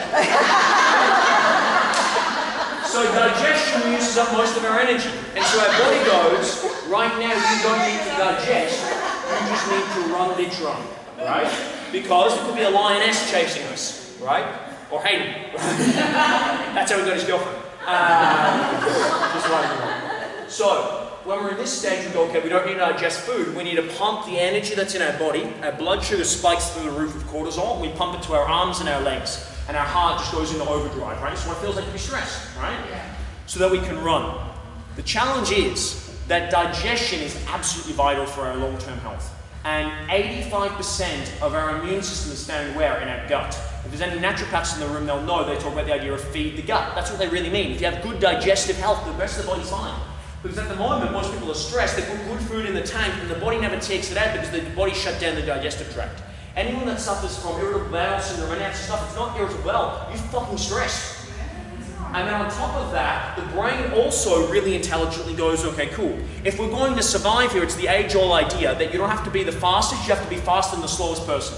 Yeah? That's the way that the brain's hardwired. So what's the achievement drug? Dopamine. What's the feel-good community drugs? Oxytocin and serotonin. So cortisol comes in and goes, fuck you, those two drugs. You don't have to take care of your kids or anything else. You just need to fucking achieve. So dopamine goes up and serotonin and oxytocin literally leaves the body. Who's ever done this before? You've been in a stressful environment, someone's been doing something for you, right? And you're losing your shit, you go, that's it, fine, don't worry about it, I'll just take care of it. Who's done this? That is serotonin and oxytocin being stripped from the body and cortisol taking over. It's not your fault you were being a bitch. Just tell your husband. Does this make sense? Say, oh, no. It's not my fault. 30,000 years of preconditioning. You're blessed that I'm like this. That should be worse, right? So the idea is if we know this is happening, we have to be aware of it. Remember, awareness precedes change. So all I want you to do is next time you have that response to want to grab it and say, no, I'll take care of it, or snap, or bite, right, or whatever the case may be aware that it's not you, it's literally hormones. right? And then we can talk there's a whole nother speech in what happens every month when different holidays happen, right? Not even going to go there. I don't have the cojones to even talk about it. But I wanted to talk to you about that because what we want to be able to do, in essence, we boil all of this down to something practical for you right now. To win this weight loss game, high levels of testosterone, yeah? It doesn't make you a man, right? It means you have the ability to build muscle. You didn't have testosterone, we all have testosterone. Men have estrogen as well, but you have to have testosterone. That's the only way you build muscle, right? That's what people literally inject. Steroids are just testosterone, right? So we want high levels of testosterone and we want low levels of cortisol. It's the ability to manage stress. And for everyone in the room, it's more stressful now than ever before. Agreed? Yes. Okay, so Harvard, in their infinite wisdom, decided to have a look at this. And what they did was they studied animal primates in the wild, and they found that alpha males and alpha females had a high level of testosterone and low level of cortisol. People, when they're in a leadership position, even if they don't have the corner office, when they're in a leadership position, right? Mums with kids, or women in the community in leadership positions, high level of testosterone, low level of cortisol. And then they applied it to the boardrooms, and they looked and they found exactly the same thing. And they said, what's the difference that makes a difference here? Like, how is it something that they say? Is it something that they do? Is it the fact that they've got their name on a fucking board or a plaque? You can do that if you really want to. You can just go down office work to get your name on a fucking plaque. Have it in your board, CEO's office, right? Whatever fantasies you had, go lads. But what they found was it was the way that they moved their bodies. Okay, so I'm going to ask everyone to stand up for me, please. You don't have to dance around, don't worry. This is more of this thing you do on your own. Okay? Can everyone see me okay? I'm going to just steal a chair. Can I steal this chair? Thank you so much. Appreciate it. Okay, so, ladies, has everyone heard of, you may not have known her, she's sort of this up-and-comer in the music business. You may not have heard of Beyonce. What's Beyonce's alter ego? Sasha Fierce, right? Beyonce, if you've actually ever heard her being interviewed before, she's actually very introverted, right? She's very sweet, sort of Texan girl, and she's not really in your face like Beyonce is, right? Sasha Fierce, though, is the girl that fucking wears the leopard print leotards and shit and gets on stage and does all the single lady shit, right?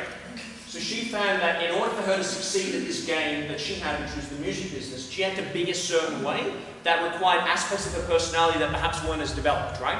And so exactly what Veronica was talking about before, there were aspects of her characteristic, right, that weren't that developed. So she had to create a character around that would allow her to step into it and just do crazy cool shit, right? And that really worked for her because then she could Beyonce at home. And when she had to step on stage, she got to be the best of what this was for Beyonce, right? About 7 weeks ago, I was in London doing a course over there, teaching some people, and I went to a big event. They had all of the top artists from around the world presenting over one day, right? Just like insane. Ariana Grande, Pitbull, Neo, One Direction, like all the big names in the charts, and these are all doing multiple platinum records, and you could see the ones that had the X factor and the ones that didn't. And it was down to stage presence, right? Whatever you think about fucking One Direction, Harry Styles came on fucking stage and he was like fucking Kurt Cobain, like a fucking rock star. Like, no fucking shirt on, just fucking rocking it, just living it up. And you could see he had that by comparison to everybody else in One Direction, right? So it's clearly he's the front man, yeah? We want to develop that. So we want to develop the Harry Styles persona, we want to develop the Beyonce, Sasha Fierce persona, we want to develop that for you. And that's what we're going to look at now. And very simply this, what they discovered at Harvard, it's all backed up by science and they've done blood tests before and after, is that if you hold yourself in what's called a power pose, an alpha pose, and there's 3 of them that we can explore with me. The first one's like this. Just do this with me. Awesome. Everyone seems to got that shit mastered. Cool. I wanted to make this very simple. I know it's highbrow for you. The second one is hands on your hips. Awesome. And then the third one's hands behind your head. Awesome. Fantastic. Yeah, this feels good, doesn't it? I wish I spent more time on this. Right? So, I just want you to pick one of those 3 poses. Hands up, hands on your hips, or hands behind your head. Whichever one you want to do. Women tend to do one of these ones. Few of the women do this one. But it's actually, this is really valuable because actually you're using more of your body, right? You're getting a workout at the same time, right? So all I want you to do is hold that for 2 minutes. It's important with your feet positioning as well. Don't sort of lean to one side. Everyone has fucking poor posture these days. Really engage. Tuck your tummy and squeeze your bum, right? And then you'll actually have really good posture. Shoulders back, right? This is what's called an alpha pose. I want you to think I'm fucking boss. Right? Like, you know, the memes, whatever you just did, and just say, like a boss. Right? Like a boss, right? So that's what we're going to do. And all I want you to do is hold this for 2 minutes. And just take a couple of deep breaths. Not shallow breaths. Yes, I've asked very stuff. So what happens is, over 2 minutes, yes, We started. Over 2 minutes, what's happening in your body is your cortisol right now is dropping by about 25%. So in just 2 minutes, your level of stress in your body biochemically goes down by 25%. A quarter of your stress levels drop in 2 minutes. At the same time, your testosterone levels increase by about 15 to 20%. So right now, you're feeling stronger and more confident, at the same time less stressed. And you can just sense that, even if you don't have to say anything, but you can just sense that in the room. Women are very good energetically picking this shit up. But you can sense this in the room, right? Ladies, who loves a man when he comes in and he's wearing a suit, and the persona that a man has when he wears a suit, as opposed to a guy that's just sitting around in flip-flops and board shorts, right? It's not the suit, it's the way he wears the suit. And the same thing happens for you motherfuckers as well, right? Because the way that you act, the same thing works for you, is a pair of heels oftentimes, right? So Cherish, my partner, has a wonderful collection of heels that she has to have, apparently. When she wears a certain pair of heels or a certain dress, it's a different persona, a different confidence. What I want you to encourage you to think about now is, how do we take that person, that might be good on a Saturday or a Friday night with our girlfriends, how do we take that person and live like that person? Because that person, if they run your life, will have a completely fucking different way of running the show, right? And all I want you to do is think about this. This activity, what you're doing right now, you've been going for about 90 seconds, by the way. Because we started a little while ago. You know when we started? Some of you need to start again. This is too difficult. But if you did this morning, noon, and night, what you're doing is you're effectively having these pit stops. It's like driving a Formula 1 racing car, running around the track, and then pit stopping, all good, and then going out again. Now, it's not going to immediately change the course of your life, but if you do it every single day with repetition, you feel good. Does this feel good, by the way? Does it feel better than running around like a chicken with no head trying to fight fires all the time? Absolutely. Now, who thinks that they would start to fight some fires from this state, that perhaps they might feel a little bit different, might get a better result? Sure. Absolutely. Because what happens is, on top of all of this, and you've done it really well, by the way, and you can just grab a seat, but please, stay in this state, so don't just slouch back again, because I'm going to tell you something really powerful in a second. Grab a seat. How am I going for time, by the way, bro? I'll probably go another 10. I've only got 10 minutes of my life left. That's what you got from the clock. It's been valuable so far. Please tell Hayden that, and he'll have me back again. Well, we're glad you are in favour, put it that way. Huh? That's what he said. Yeah, You are in favour, that's why you're here. That's what I said. Wow. Is that right? First, I implore your mum as a favour. Sue, his mum, superstar, love her bitch. She runs my whole company now. She's just a sensational woman, right? I don't know what the fuck happened with this one. I owe you a favour. Is that right? Look at how fucking works. I'm increasing your payments. Anyway, right? So, very simply, when we feel a certain way, we act a certain way, right? If you want to change your results, what changes your results? The way you feel. Who's actually a really good communicator? You consider yourself to be a good communicator, and there's no bragging, you're just a really good communicator. Who's ever been tired and fucking hungry, called hangry, right? And found that communication skill just disappeared? Can't talk, don't even look at me. I once had a gym session, this wasn't down here, but I once had a gym session. And you know when you have a gym session, you don't know if you want to be sick, throw up, die, have a drink. And like the light was so bad, right? I drove home squinting, right? Because I didn't want to even look at anybody. That's what I imagine a hangover to be like. Especially a Rockingham hangover as well. Stereotype, I'm sorry. We're not in Rockingham, are we? Where are we? Port Kennedy. Yeah, so I can talk about everything about Rockingham. Right? Pre-planned. Who struggles with making good food choices when they're tired, when they're hungry, or late at night? Yeah? Again, let me talk to you about this as well. Okay, so. Menstrual. Yeah. All of these things. Men. Friday, Saturday. Yeah, every fucking day of the week, right? I want to talk to you about the willpower myth, because who's ever heard, I just need more willpower. I just need more determined. That's what I need. I just need grit. I just need to keep going. Bullshit. Bullshit. Right? Willpower is a finite resource, right? So willpower is a finite resource. Finite means there's not a lot of it. Okay? I want you to imagine this is your metaphor for willpower, right? San Pellegrino, sparkles. A little bit fancy, right? Huh? I did, thank you. Thanks for food. It's a status symbol, it gets like a Starbucks. Okay, I want you to imagine you have a full glass of willpower in the morning. And you take a sip out of it, and then another sip, and then another sip. And pretty soon, you're about half full or half empty, right? By the end of 9 a.m., technically, not legally, I don't even know why I fucking said legally. Legally speaking, right? By 9 a.m., we've made more decisions by 9 a.m. than our ancestors had made in their entire fucking lives. Yep. So and then you add kids into the mix, and then another bigger kid called a husband into the mix, right? And it's like, holy shit, right? I feel you, sisters, I feel you, right? Understand this. I want you to imagine this. I'm not going to do this, but I want you to imagine you've taken all of your willpower, your ability to make great decisions, and you're just pissing it away on stupid decisions. You want to make better decisions, make less of them. Because what happens is, your willpower tank is at full at 100 points. And then you wake, okay, wait, what am I going to wear today? What am I going to eat today? What are my kids going to do? Lunch, after school care, all this shit. And then by the time we get all the way down, every single thought is oftentimes a decision. We're answering questions, making decisions all the time. And then we're fucking exhausted by 5 o'clock or 3:30 because we're in jobs that require us to make a lot of decisions. And then we just eat whatever's going to try and fill that tank up again, right? What I want you to encourage you to do is understand this. 1, make less decisions. Some shit actually doesn't matter. I know when you think it matters, but if you're really honest, is it going to change your life? No. So just be more okay with less being in control. Who was it said that want to be in control of life? Right? Because more control of life, that's right, you can hide in the front row, that's fine. Everyone's the same, don't worry. If you're less in control, the more control you try to have over a situation, the more you need to control all the outcomes and the decisions, right? And then you start making decisions about what might actually happen and then it fucking happens.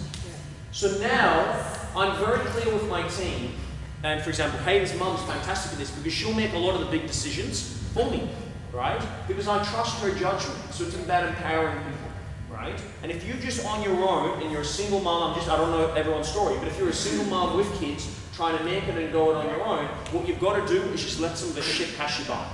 Because otherwise, you're literally going to pay the price physically, right? Physically in terms of your health, for all of the bullshit little decisions you're trying to hold on to as a way to feel like you're in control and life's going to work. And I promise you, life's not going to fucking break down on you, because you know what? My mum was a single mum, right? And here's a woman that put us in the fucking back of the camper van, right? And drove us from Perth to Darwin and back with nothing more than Centrelink money and hairdressing. And I still remember, she'll hate me telling the story, but I still remember being at the front of the fucking service station at 9 p.m. on a Thursday night waiting for Centrelink to come in so she could buy a pack of fags and we could get some lollies and some food for the day, right? I remember that. But understand this, if you look back on your life, all of the things that you worried about happening, most of them never happen. Most of them never happen. 99% of them never happen. And on top of that, the things that do happen, you'll fucking find a way to work through it. Because that's what you do. Does that make sense? So be more okay with just grazing the edges a little bit in life. Because what you'll have the benefit of is better quality decisions. Does that make sense? Yes. Do you have a question? Yeah, like the decision, like my job, I have to make decisions all day long. Sure. If I make the wrong one, somebody dies. Right. So, I mean, that's important. So you're kind of just saying, No just pressure. yeah, just You let should go. make those decisions then. But that's what I'm saying. Like, there's some decisions For sure. that you can't 100%. not. You know, I 100%. spend 10 hours just constantly. I totally making get that, decisions. right? So, with that, do you just accept that, and then in the rest of your life, Yes, out for of sure. that, I'm make not talking less? about the big chunks, right? There are some big things in our life that make a huge difference in the quality of our life. It's the 80-20% principle. 20% of all the decisions you make are going to make a massive difference in your life. The 80% of little stuff, like for example, what is Tommy going to eat tomorrow for lunch, right? Like that's no doubt a thought that goes through people's minds, right? Or, what am I going to wear today? There's a reason why Mark Zuckerberg, Steve Jobs, Barack Obama wear the same shit every day. The same stuff. Barack Obama has 5 suits that are fucking identical. There's a reason for that. The only reason why I wore a pink shirt today was because everything else is in the wash. I'll be honest, right? But other than that, I wear the same shoes, the same pants, and the same white shirt every time I present. Why? Because it's fucking standard. I don't have to think about it. Then I'm spending more time on service and less time on the bullshit stuff. Now I understand this. Women get dressed because of how they feel, not based on what it looks like. I do understand that. So just take that into consideration. And here's the best thing. Pre-plan your decision making. So in terms of food, understand if you've got a heap of decisions to make that are really high importance, pre-plan your food. So instead of trying to make a decision every single day, and then we make a decision at 5:30 when we have no willpower left in the tank about what I'm going to eat, make the decision the night before.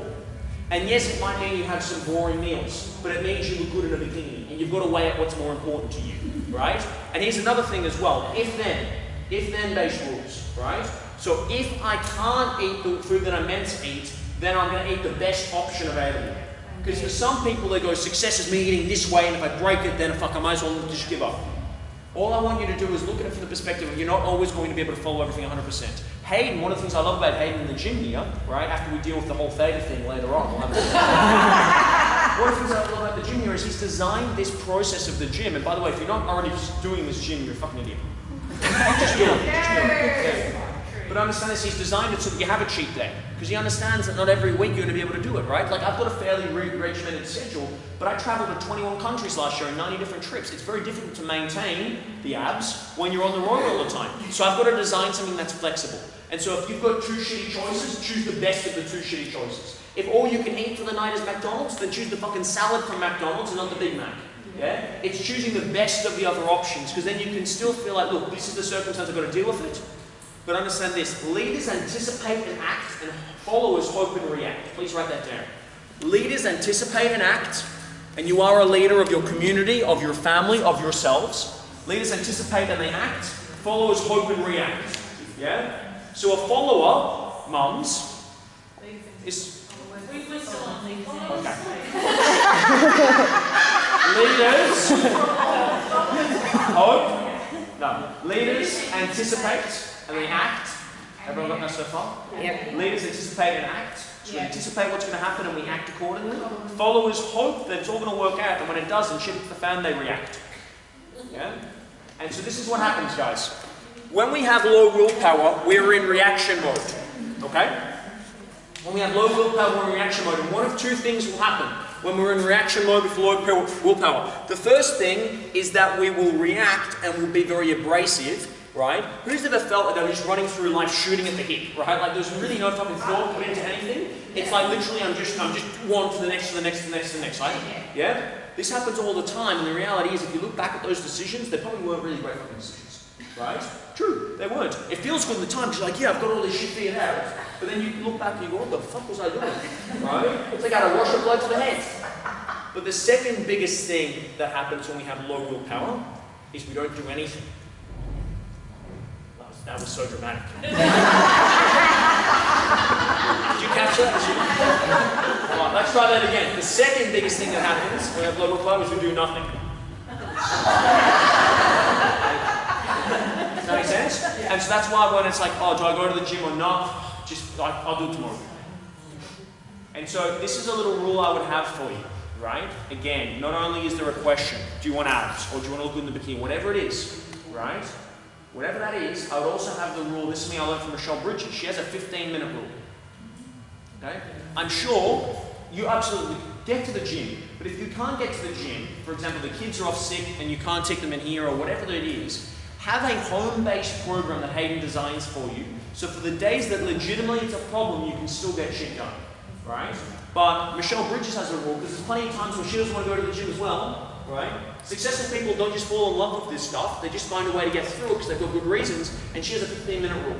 On the days when she sees she can't train, she'll go for 15 minutes, and if that's it, she goes, hey look, fuck, I've ticked the box for today, I'll go, tomorrow I'll do a full session. And she says that 99% of the time when she gets into the gym, 15 minutes in, she stays for 45. Yeah?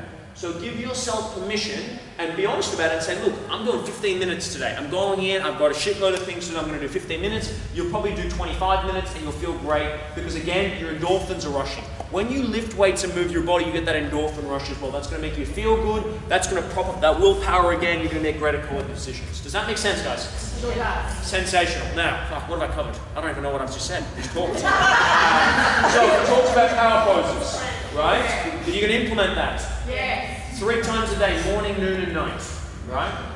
Emotional diary as well on top of that, okay? And by the way, we can expand on the power pose by moving our bodies a little bit more, right? So there's a thing which, do you have any questions by the way? No. No. Okay. There's a thing which is called neurological anchoring, right? And basically what it is, it's a move or a movement that we do, right? It can be whatever you want, that will hardwire your nervous system. I'm not going to teach you today because the power pose is more than enough to get you started. But understand this. It might be, for example, doing high fives, right? It might be, for example, remember Leighton Hewitt did the whole come on thing? The All Blacks have the haka, right? This is a movement. It's a ritual that they'll do to get themselves in the right state. And I would encourage you to develop that for yourselves, right? That will really help you on top of everything else. You've got the emotional diary, you've got the power pose. We've talked about willpower, which means make better quality, bigger decisions in the morning than you do on the night. Okay? And plan your week out ahead of time. So remember, leaders anticipate and act. If you look at your week's schedule and you know that you're going to have all of these different things happening, you know that, for example, on Monday you might have to make food for the rest of the week, so you're pre-prepared. Okay? And the more you do that, the less likely you are to go off the rails, the more likely you are to stay on it. But if you do go off the rails, and it's going to happen, if you go off the rails, then make the best decision about it. Does that make sense? And then it's manageable.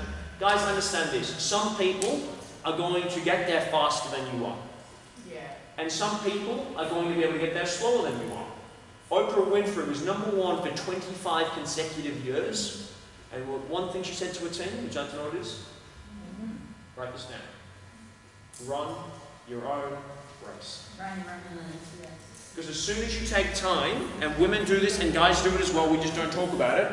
As soon as you take time to look at your competition, which was invented anyway, because it's all an individual game. But as soon as you take time to look at your competition, you lose focus on where you're headed, right? It's very easy to look at somebody else, but they've got it so easy, and you know what, get this.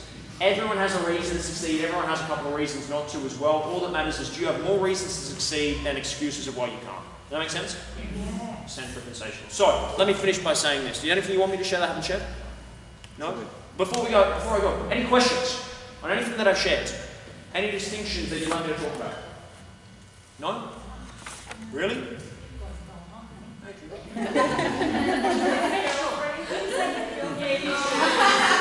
Huh? She has lots of shoes. I don't know that many favours. Okay, cool. Let me tell you two things really quick. One is, I haven't asked permission to do this, but I'm just going to do it. We have a 21-day program called 21 Day Breakthrough to Success. It's about $500. It's free for you guys. Just let us know. If you go to youngandwildlysuccessful.com, youngandwildlysuccessful.com, or calvinclose.com to redirect you. All the details there, you just click in, it's free, you can join it. We're starting the biggest one in Australia happening in September. We'll probably have close to about 1,000 people on it. I think it's going to be fucking awesome. And we're looking at health, wealth, spirituality, the whole thing as well. If there's anything I can do to help you, reach out. Add me on Facebook. Yeah. Young, Wild and Successful, is that one big word? Yes, all one big word. Thank you. Yeah. Add you on Facebook. Add me on Facebook. What? As Young, Wild? No, it's Calvin Holst. Okay. What was the surname, sorry? Yeah, C-A-L-V-I-N. I'll be signing autographs later. As you can tell, Calvin lacks friends on Facebook. I've got more than enough friends on Facebook, and many of them owe me many favours, including you. Fucking shit. So add me on Facebook, and if you could as well, the biggest thing that would mean to me as well, I came down here just to help them. I didn't even know I owed them a favour. Ladies, did you all get a little bottle of bubbles? Yes. Great.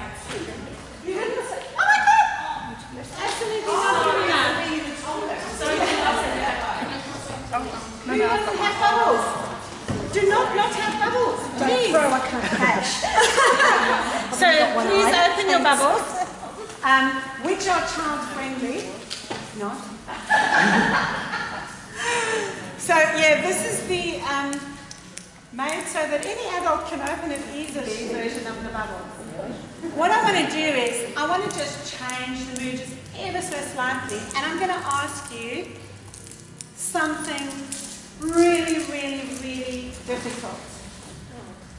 Is there anybody who thinks that for 15 seconds they can keep quiet?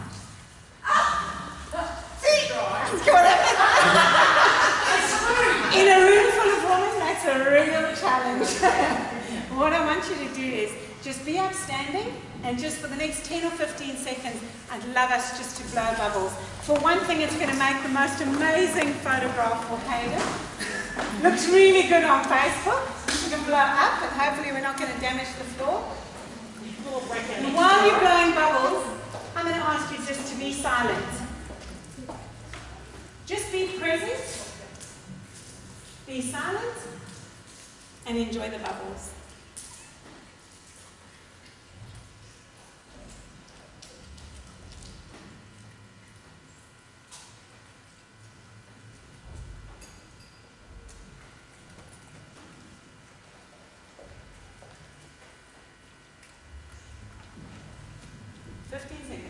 Aim high.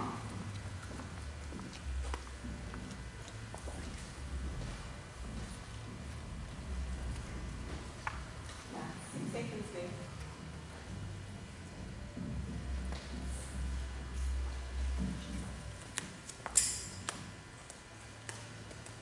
That's beautiful. Well done, everybody. Sit down, continue to blow bubbles at random, at any point in time, as required. How pretty the hair looks. Did you have a chance to look around? See the bubbles? Pretty, eh? Okay, I'm not a bubbles person. Can't stand this kind of stuff. Really gets on my nerves.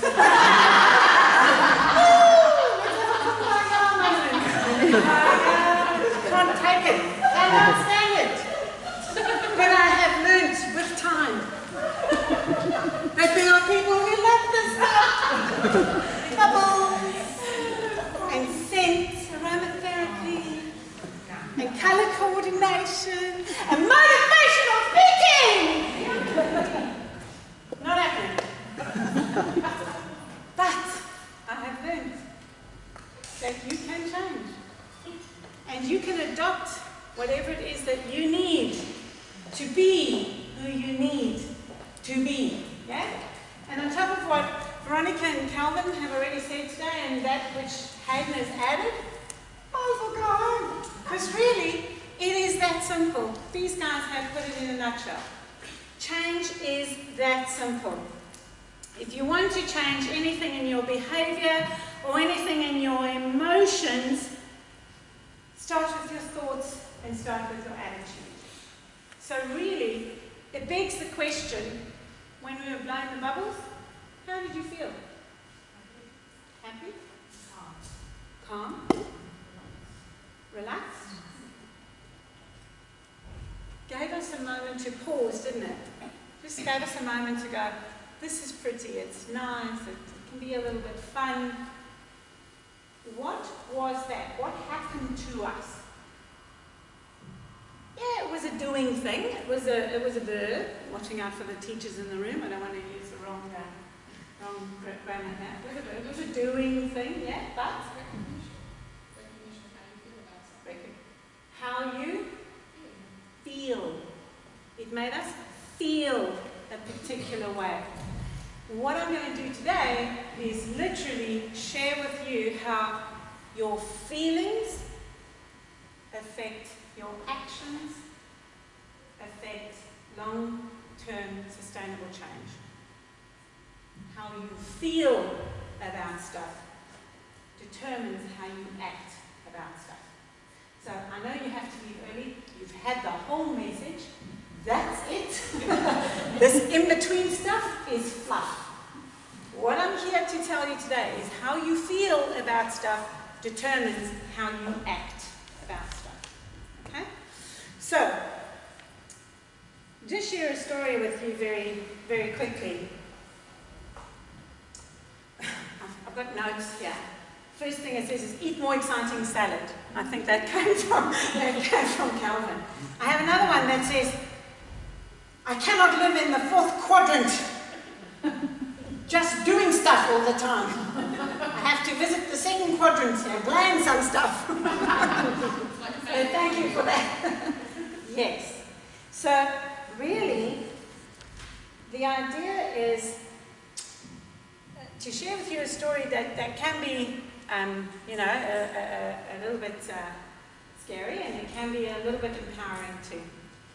Back in Africa, back in the day, when I was young, in 1993, I was working as a consultant for a very big lime mine, a mining house called PPC Lime. I don't know if you've heard of them. You might have heard of Barlow World and Anglo American. It's an affiliate.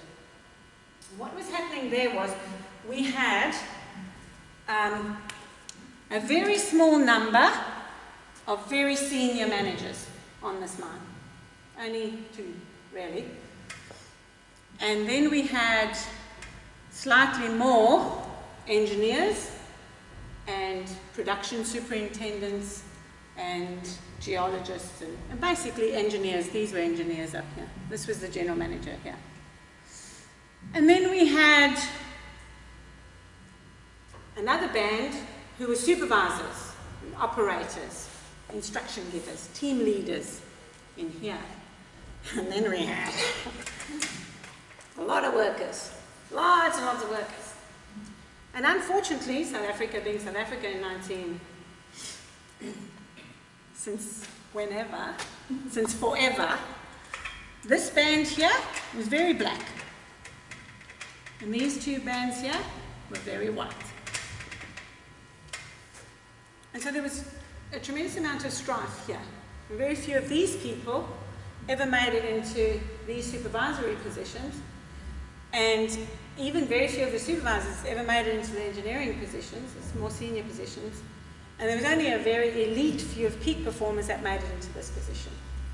And I was brought in here, and I was said, guess what? Nelson Mandela is about to be released from prison. Woo, yes, all of you secret card-carrying members of the ANC can now come out of hiding because change is upon us. And in this country, moving forward, we're going to be the rainbow nation. And all of this 30,000 years of programming has got to change. Tomorrow! So we said, oof, got a bit of a problem here. Because guess what, guys? Most of these people are illiterate.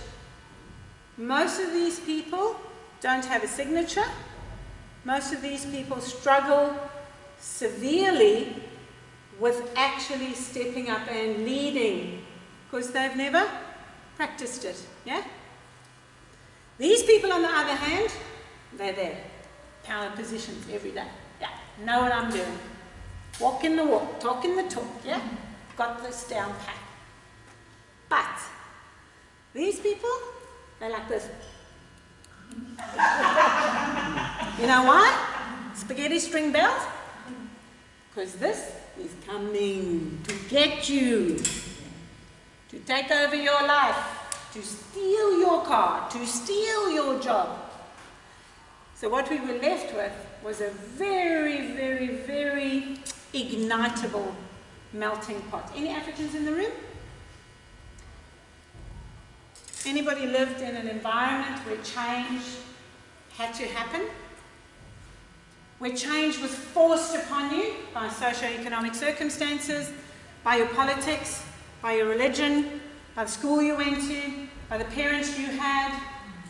You simply had to do it because it was going to happen with or without you. Yeah? It was a no-brainer. You didn't actually have to get on board, it was happening.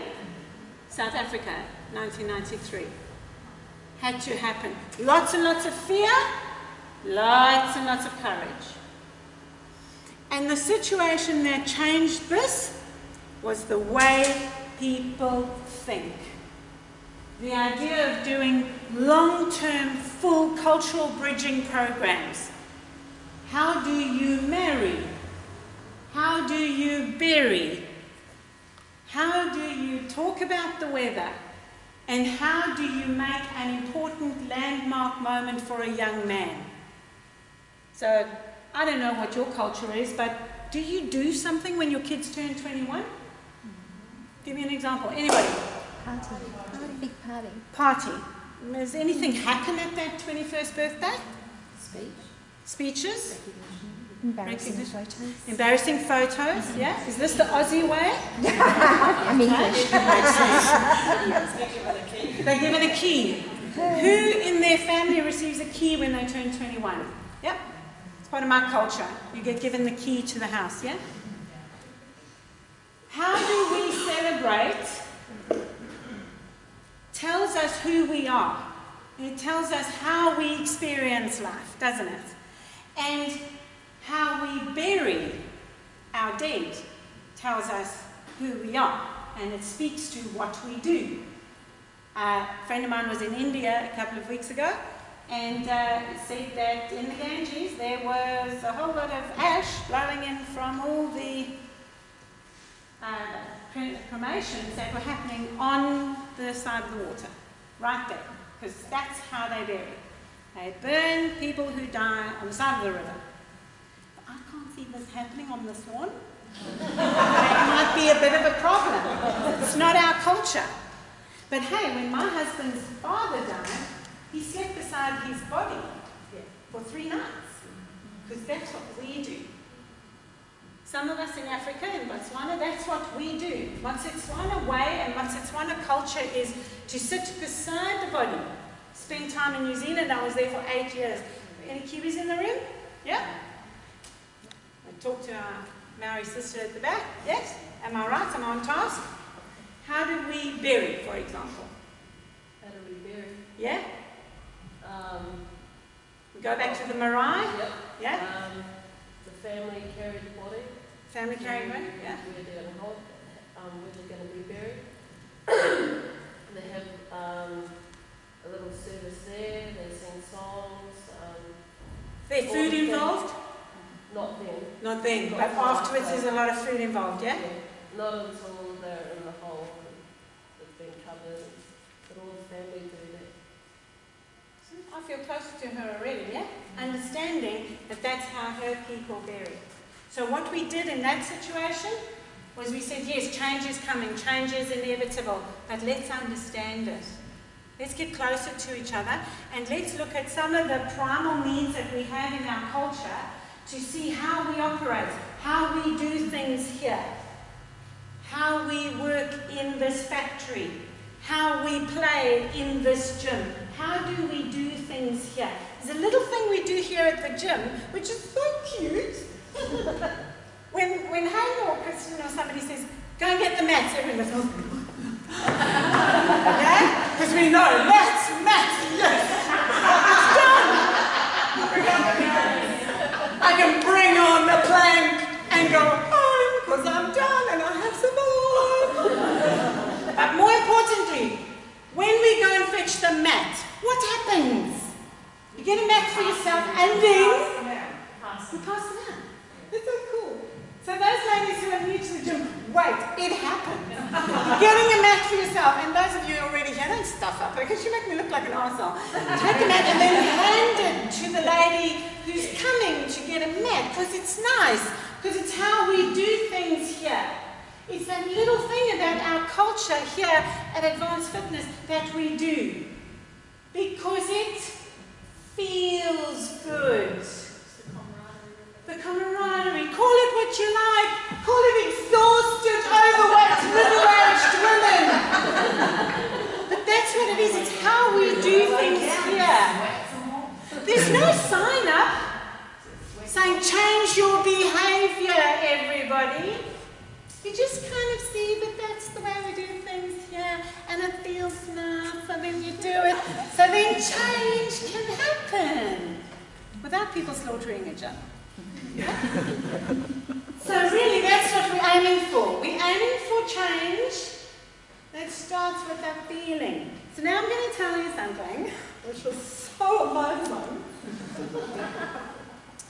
You are not what you think you are, but rather what you think you are. You can write that down. Sorry. You can write that down. Doing a Kelvin on you. I'll make my they're going to be so embarrassing. So, change requires new thinking. You are not what you think you are, but rather what you think you are. So, guess what? Next thing I want you to do is, I want you, you've got post-it notes here and a pen? Alright, so I want to find out what it is that your self-talk has been telling you all this time. So me, I can get a label, thank you very much, I can get a label, because my label is the balancer. I balance everything. I balance family and work and the gym and meals and being a great lover and all these things. So I'm called the balancer. Yeah, it's what I call myself. It's okay, Caroline. So long as you get balance, you'll be fine. You only need balance. So my title is the balancer. How I see myself, how I perceive myself, and how people who know me know that I'm the balancer. What do you call yourself? Who are you? What is your self-talk? So let's do this little exercise.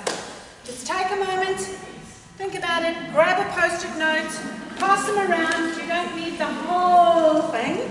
Tear it in half, take one sheet and pass it on. Everybody got pens? More pens?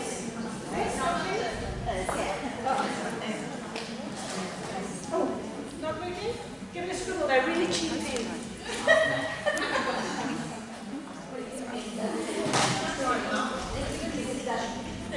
Okay, so while you're busy thinking about that, is it working? Okay.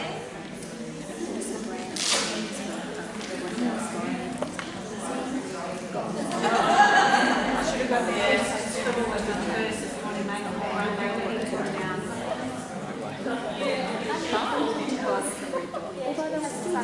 And if you can't fit little abstract lazy ass in, make up every week. Don't put it on. It's just like I'm the too much girl. Too much party. Too much. That's fine. You can be the same as her. She won't tell.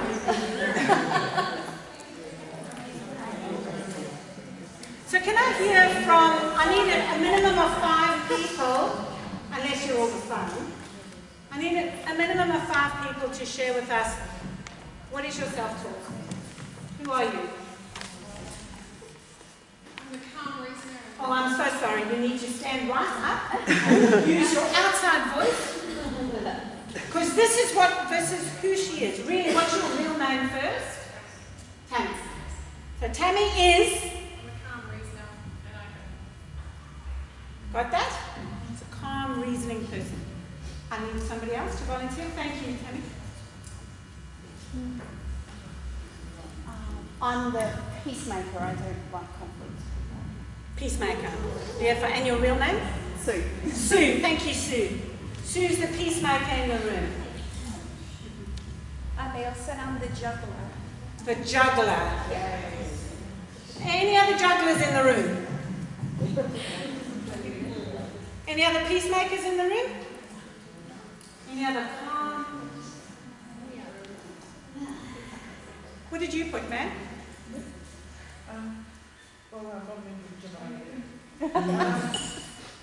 the Kira Reasoner Fixer Upper. Kara, Reasoner, Fixer Upper. And the Fixer Upper. Any other Fixer Uppers in the room? Who wants to share? Planner and organizer. Mission Control. Mission Control. And your real name? Vicky. Vicky is Mission Control. Okay. So really, if we're going to wear these labels, we're going to leave the house every day, do you think we're going to be prescribing to this? This is who I am? Mission Control. Mission Control, yeah? This is my cloak. Just like Harry Potter has his cloak, puts his cloak on, this is it, I'm good to go, I'm invisible. Okay. We wear that, don't we? We believe that. And therefore, we become that. Whatever the self-talk is, whatever it is that you've labelled yourself, that is who you become. So, is there perhaps a different label that you might prefer to have? Are we all absolutely comfortable with our own label? Because for me, again, hoping that something from Calvin would rub off, I'd love to have a multi-millionaire. Just saying. And talking about Hayden, I'd love to have the girl with abs. Still sucking my stomach in, by the way, Lisa, still sucking it in. I wasn't told today, suck your stomach in, just, keep saying, I've lost 12.5 kilos, okay, this is the improved version. And no, I'm not there yet, don't dog on me. Okay, so, the label that you make for yourself, and this lady, by the way, can't stop. She's got about 7 labels now. So either she's just a post-it note whore, or she's got lots and lots of different labels, hey? Because guess what? On a Friday night, she turns into Sexy Kitten label. Yeah? And on a Sunday morning, she's Footy Mum label, yeah? Because we have all these different roles, and we put on our cloaks and we go out there and we face the world and we say, I'm okay. But actually at the end of the day, all these labels are taking lots and lots of energy. Because we're not really feeling them. Sorry. Going back to my sexy dance partner moves, feeling them.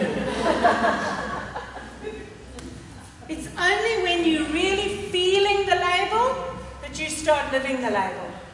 And when you start living the label, people around you go, oh my God, she's fabulous. She is such an awesome nurse. She's the most amazing teacher. Because she's wearing her label. She's walking the walk and talking the talk. Again, don't need to write this down. We know all this stuff, yeah? The important thing, lost my clicky. The important thing to realize is that a lot of our behavior, a lot of our labeling, a lot of the personas that we wear come from really deep inside the brain.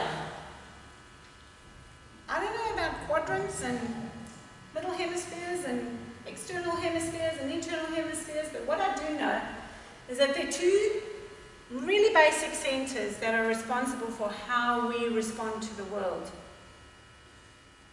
The neocortex and the limbic brain. The neocortex is kind of, somewhere in your brain.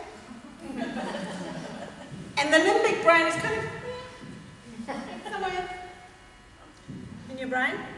Not going to pretend to know the biology of it, because I don't. All I can confirm for you categorically is that our feelings come from the limbic brain, all right? So we make a lot of those feeling, emotive decisions in the limbic brain, like trust, loyalty, the decision making. There isn't language in there, it's not structured, it's not systematic and orderly.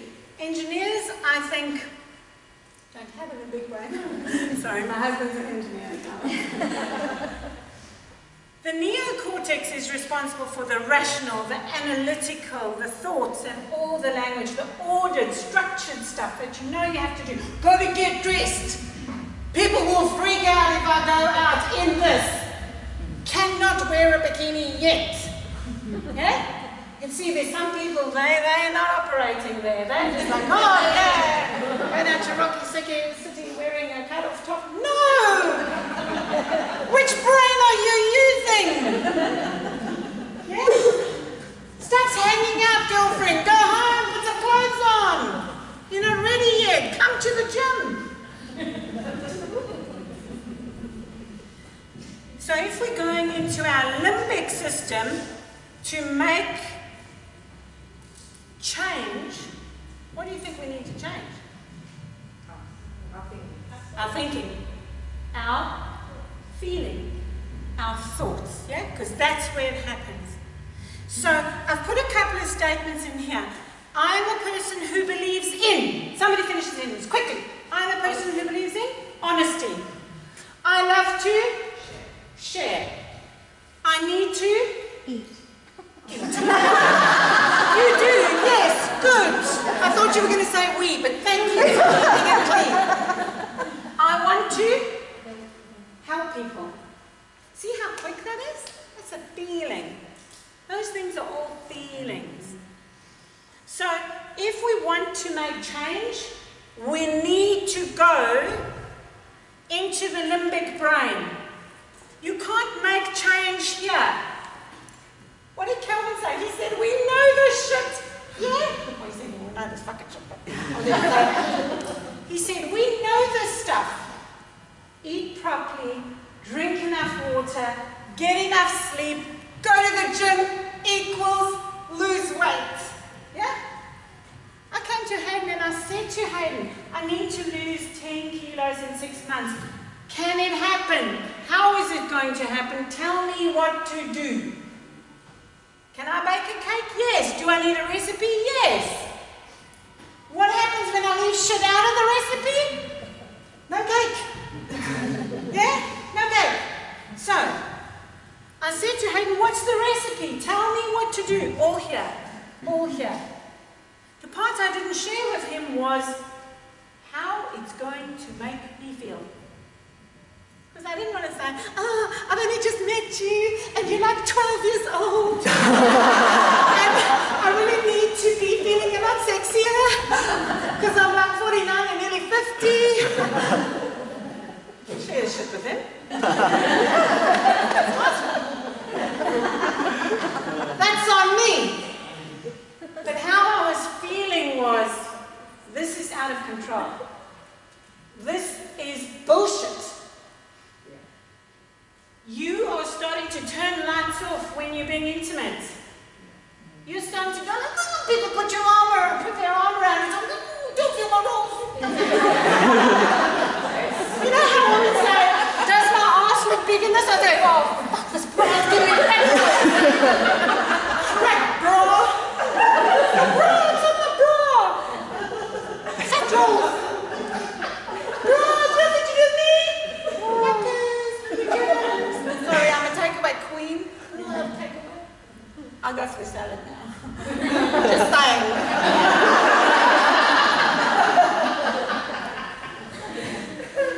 What I didn't share was the feeling, because I knew this bloke's got the recipe.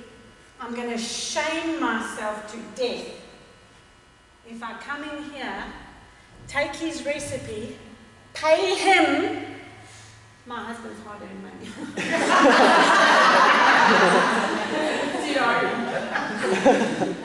No, admittedly I was employed then.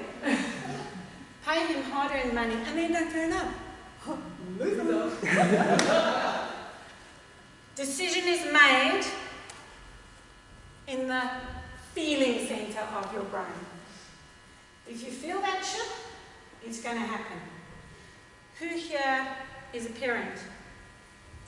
Okay. So, would you allow your kid to walk up to a plug, stick their finger in the hole and turn it on? It's a no-brainer, right? That right there, that's when you say, that ain't happening. It's a danger thing. Want to try and sort of keep them alive as long as we can, yeah? So, yeah. Kids are hell of a job, but someone's going to. That is a no-brainer. You will not allow it to happen because you feel so strongly about it. And there are other things in your life that you feel really strongly about. There are lines that you will not cross. There are things that you are absolutely passionate about.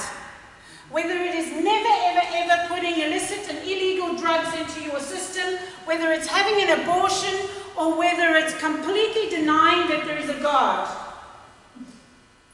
You have those passionate, intrinsic, unique feelings that you're absolutely firm about.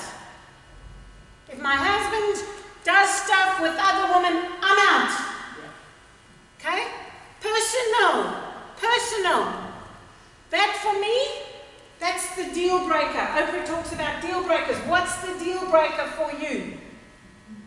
Something, somewhere that you are passionate about. Something, somewhere that you feel really deeply about. The love maybe for your mum. It's a no-brainer. I can badmouth my mum. Don't you try. I will take you out, girlfriend. Because that's my mum. Yeah? Because I own that feeling. That is something that I alone have full control of in my limbic brain.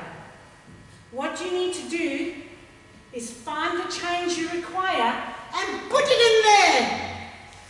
And become absolutely focused on it. And become absolutely authentic and real about it. Because if you don't, you're bullshitting yourself. And change ain't going to happen because you're not feeling it. You're thinking all about it. You're buying the shape-up shakes. Yeah? You're buying the protein bars and eating McDonald's. Okay?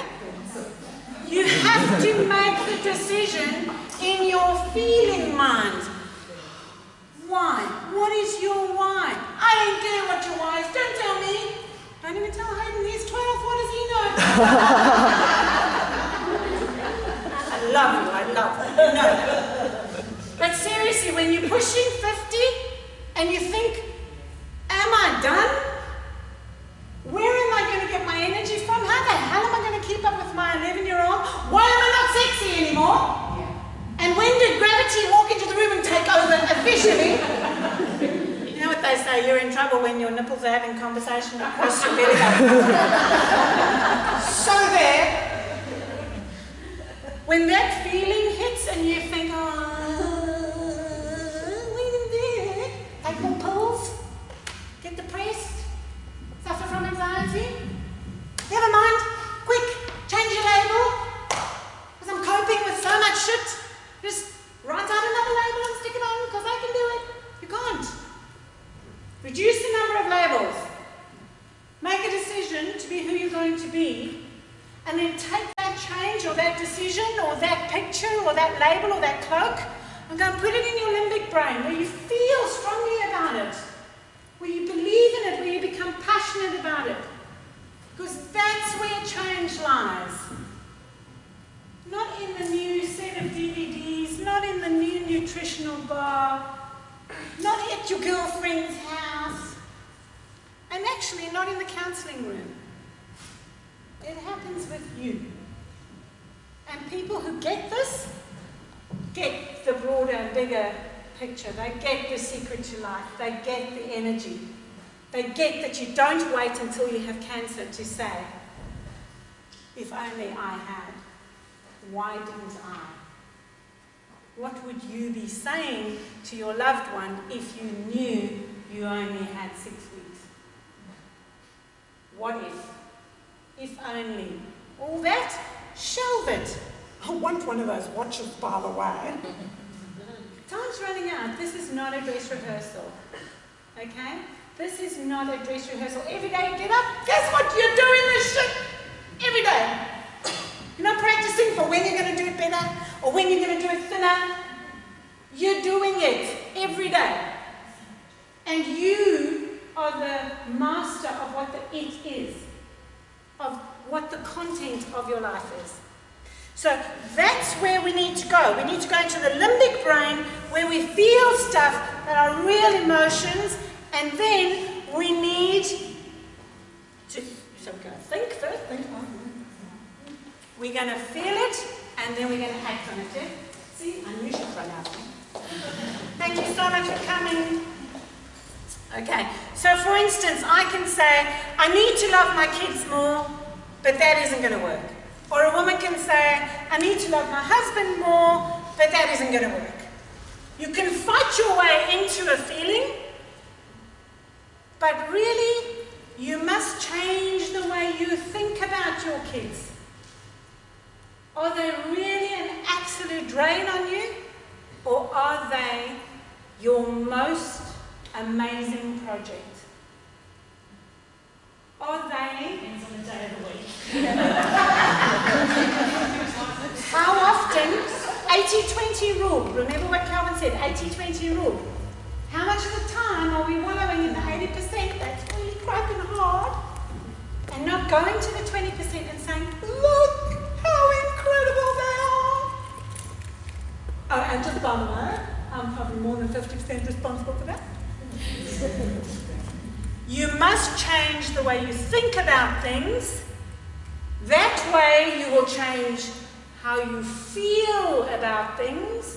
And then that way you will change how you act. You've got to change the script that you are running. So this is a picture of a Keelong in Indonesia. Took a group to this Keelong. There's another one. Just run out of the middle of the stage. I'll be quick. Obviously, we're about to watch AFL or something. Okay, so. Shouldn't have made people aware of that. So this is a picture of a Keelong in Indonesia. A Keelong is a small fisherman's village on stilts out in the ocean or beside an island. And I took a group of people, adventurers, a woman and 2 men, to this Keelong. No power. No power at all. Just saying. It was really hard for me. Couldn't charge nothing. Don't even take that shit. It's not going to work. This photo was taken in the first 2 days while my phone had battery. So when it ran out, it was done. So we had the opportunity to live on this Keelong. And the hardest part for me, and I'm sure you've all guessed I'm very verbose, yeah? Bit of a communicator, yeah? It was a silence retreat. Yeah, not so much with the bubbles and the silence. At first. And when we got there, we discovered that the platform at the front of this thing actually housed the fishing nets. And that what happens is that a school of fish come past and they swim over a really big net, about 10 meters by 10 meters. And if you see them coming, you scuttle out onto the deck and you lift these wooden planks, and then with great gusto, you wind up on 4 different corners the net, and you catch the whole school all at once. And you catch other shit too. You catch crabs and you catch octopuses, and sometimes you even catch those stingray things. But when that happens, there's a tremendous sense of urgency. But it's a silence retreat. So this urgency is demonstrated by body language, and people start going, I don't actually clap, should I pretend clap? And so we're all going somewhere, but you haven't been briefed, because it's a silence retreat. So you rush out onto this deck going, thinking, oh my God, it's some sort of weird Muslim prayer dance thing, because we've been there before, so we don't know how they do things here. We don't know about the mat handing out thing. So we just rush, going quietly, thinking, what the fuck's going on? And when you get to your corner, you suddenly see, oh, we're hauling nets, of course we are. And everybody frantically starts hauling in this net, because the food that's going to be captured is what we're going to be eating. And if you don't catch anything, not so much with the food, but you are guided by the people who live there. And there are 2 of them. That's all. That live on the Keelong. And the rest of us, visitors, copy what they do in silence. They act as the guides. Meals are served. Shit is cleared up. Washing is done. We pray. All by having these 2 people as a guide. They have a vision of how they want their Keelong to be. Their vision is that the silence Keelong allows you to become completely centered. And it allows you to unplug and switch off all the other shit which crowds in on us. So their vision is so strong that they do not break it. These are not monks, okay? They don't come from Angkor Wat, Siem Reap. They're just regular people. But they have a very clear vision in how they want it to be. They communicate so beautifully. Of an evening and you finished your dinner, somebody comes out with a guitar.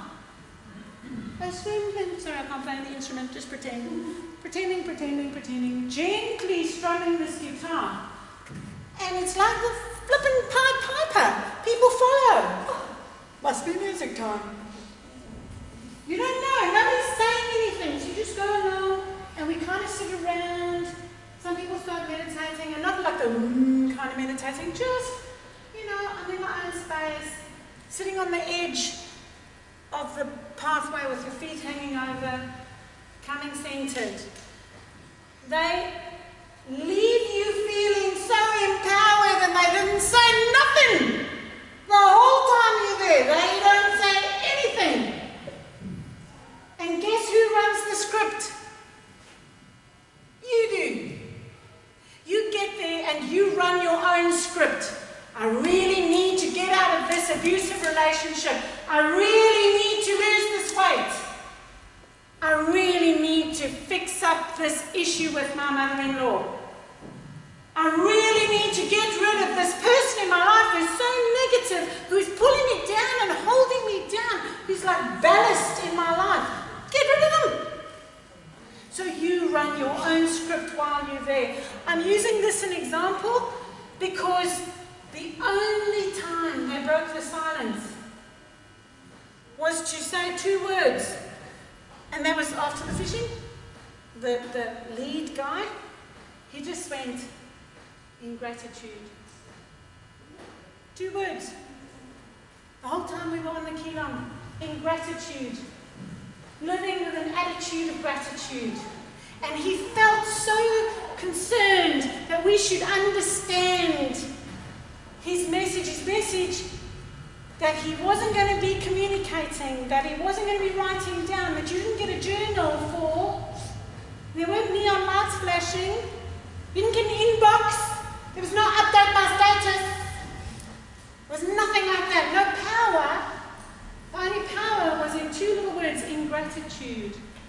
And it completely changed our lives, those of us that were able to experience it. Short-term wins. Caught the fish, we're in. Yes, we eat. We had fish. The next day we put that fish into a little boat. Again, no communication.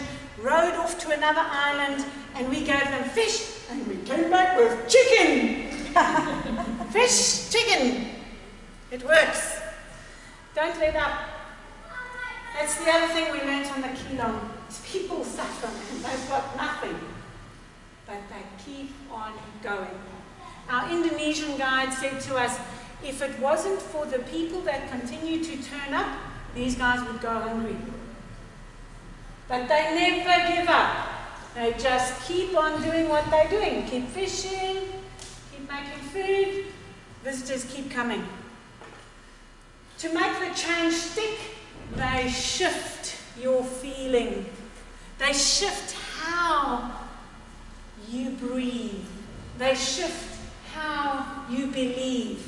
So that when you leave there, you are forever changed without saying a word. That to me is the power of long-term sustainable change. And those things there, those 8 things, are what you're going to take home and start to apply. Create a sense of urgency. Get a guide. Use whoever you need to. You can write this down. This is the good stuff. This is the money shot, okay? Have a vision and be clear about what that vision is. Communicate. Not always with words, but sometimes you need to tell somebody, get away from me. Sometimes you need to announce to everybody, I'm going to stop smoking. If you see me smoking, I give you permission to... ... Fill in the blanks. Break the basket. Empower yourself to do it. Don't go running if you haven't got running shoes. You're going to fail. Okay? Don't get on a nutritional program if you don't have the meal plans. You're setting yourself up for failure. Set yourself up to succeed. Become empowered. Get all the stuff you need. Pre-plan. It's all the stuff Calvin's already spoken about. Celebrate those short-term wins. Just saying, this is the first 14.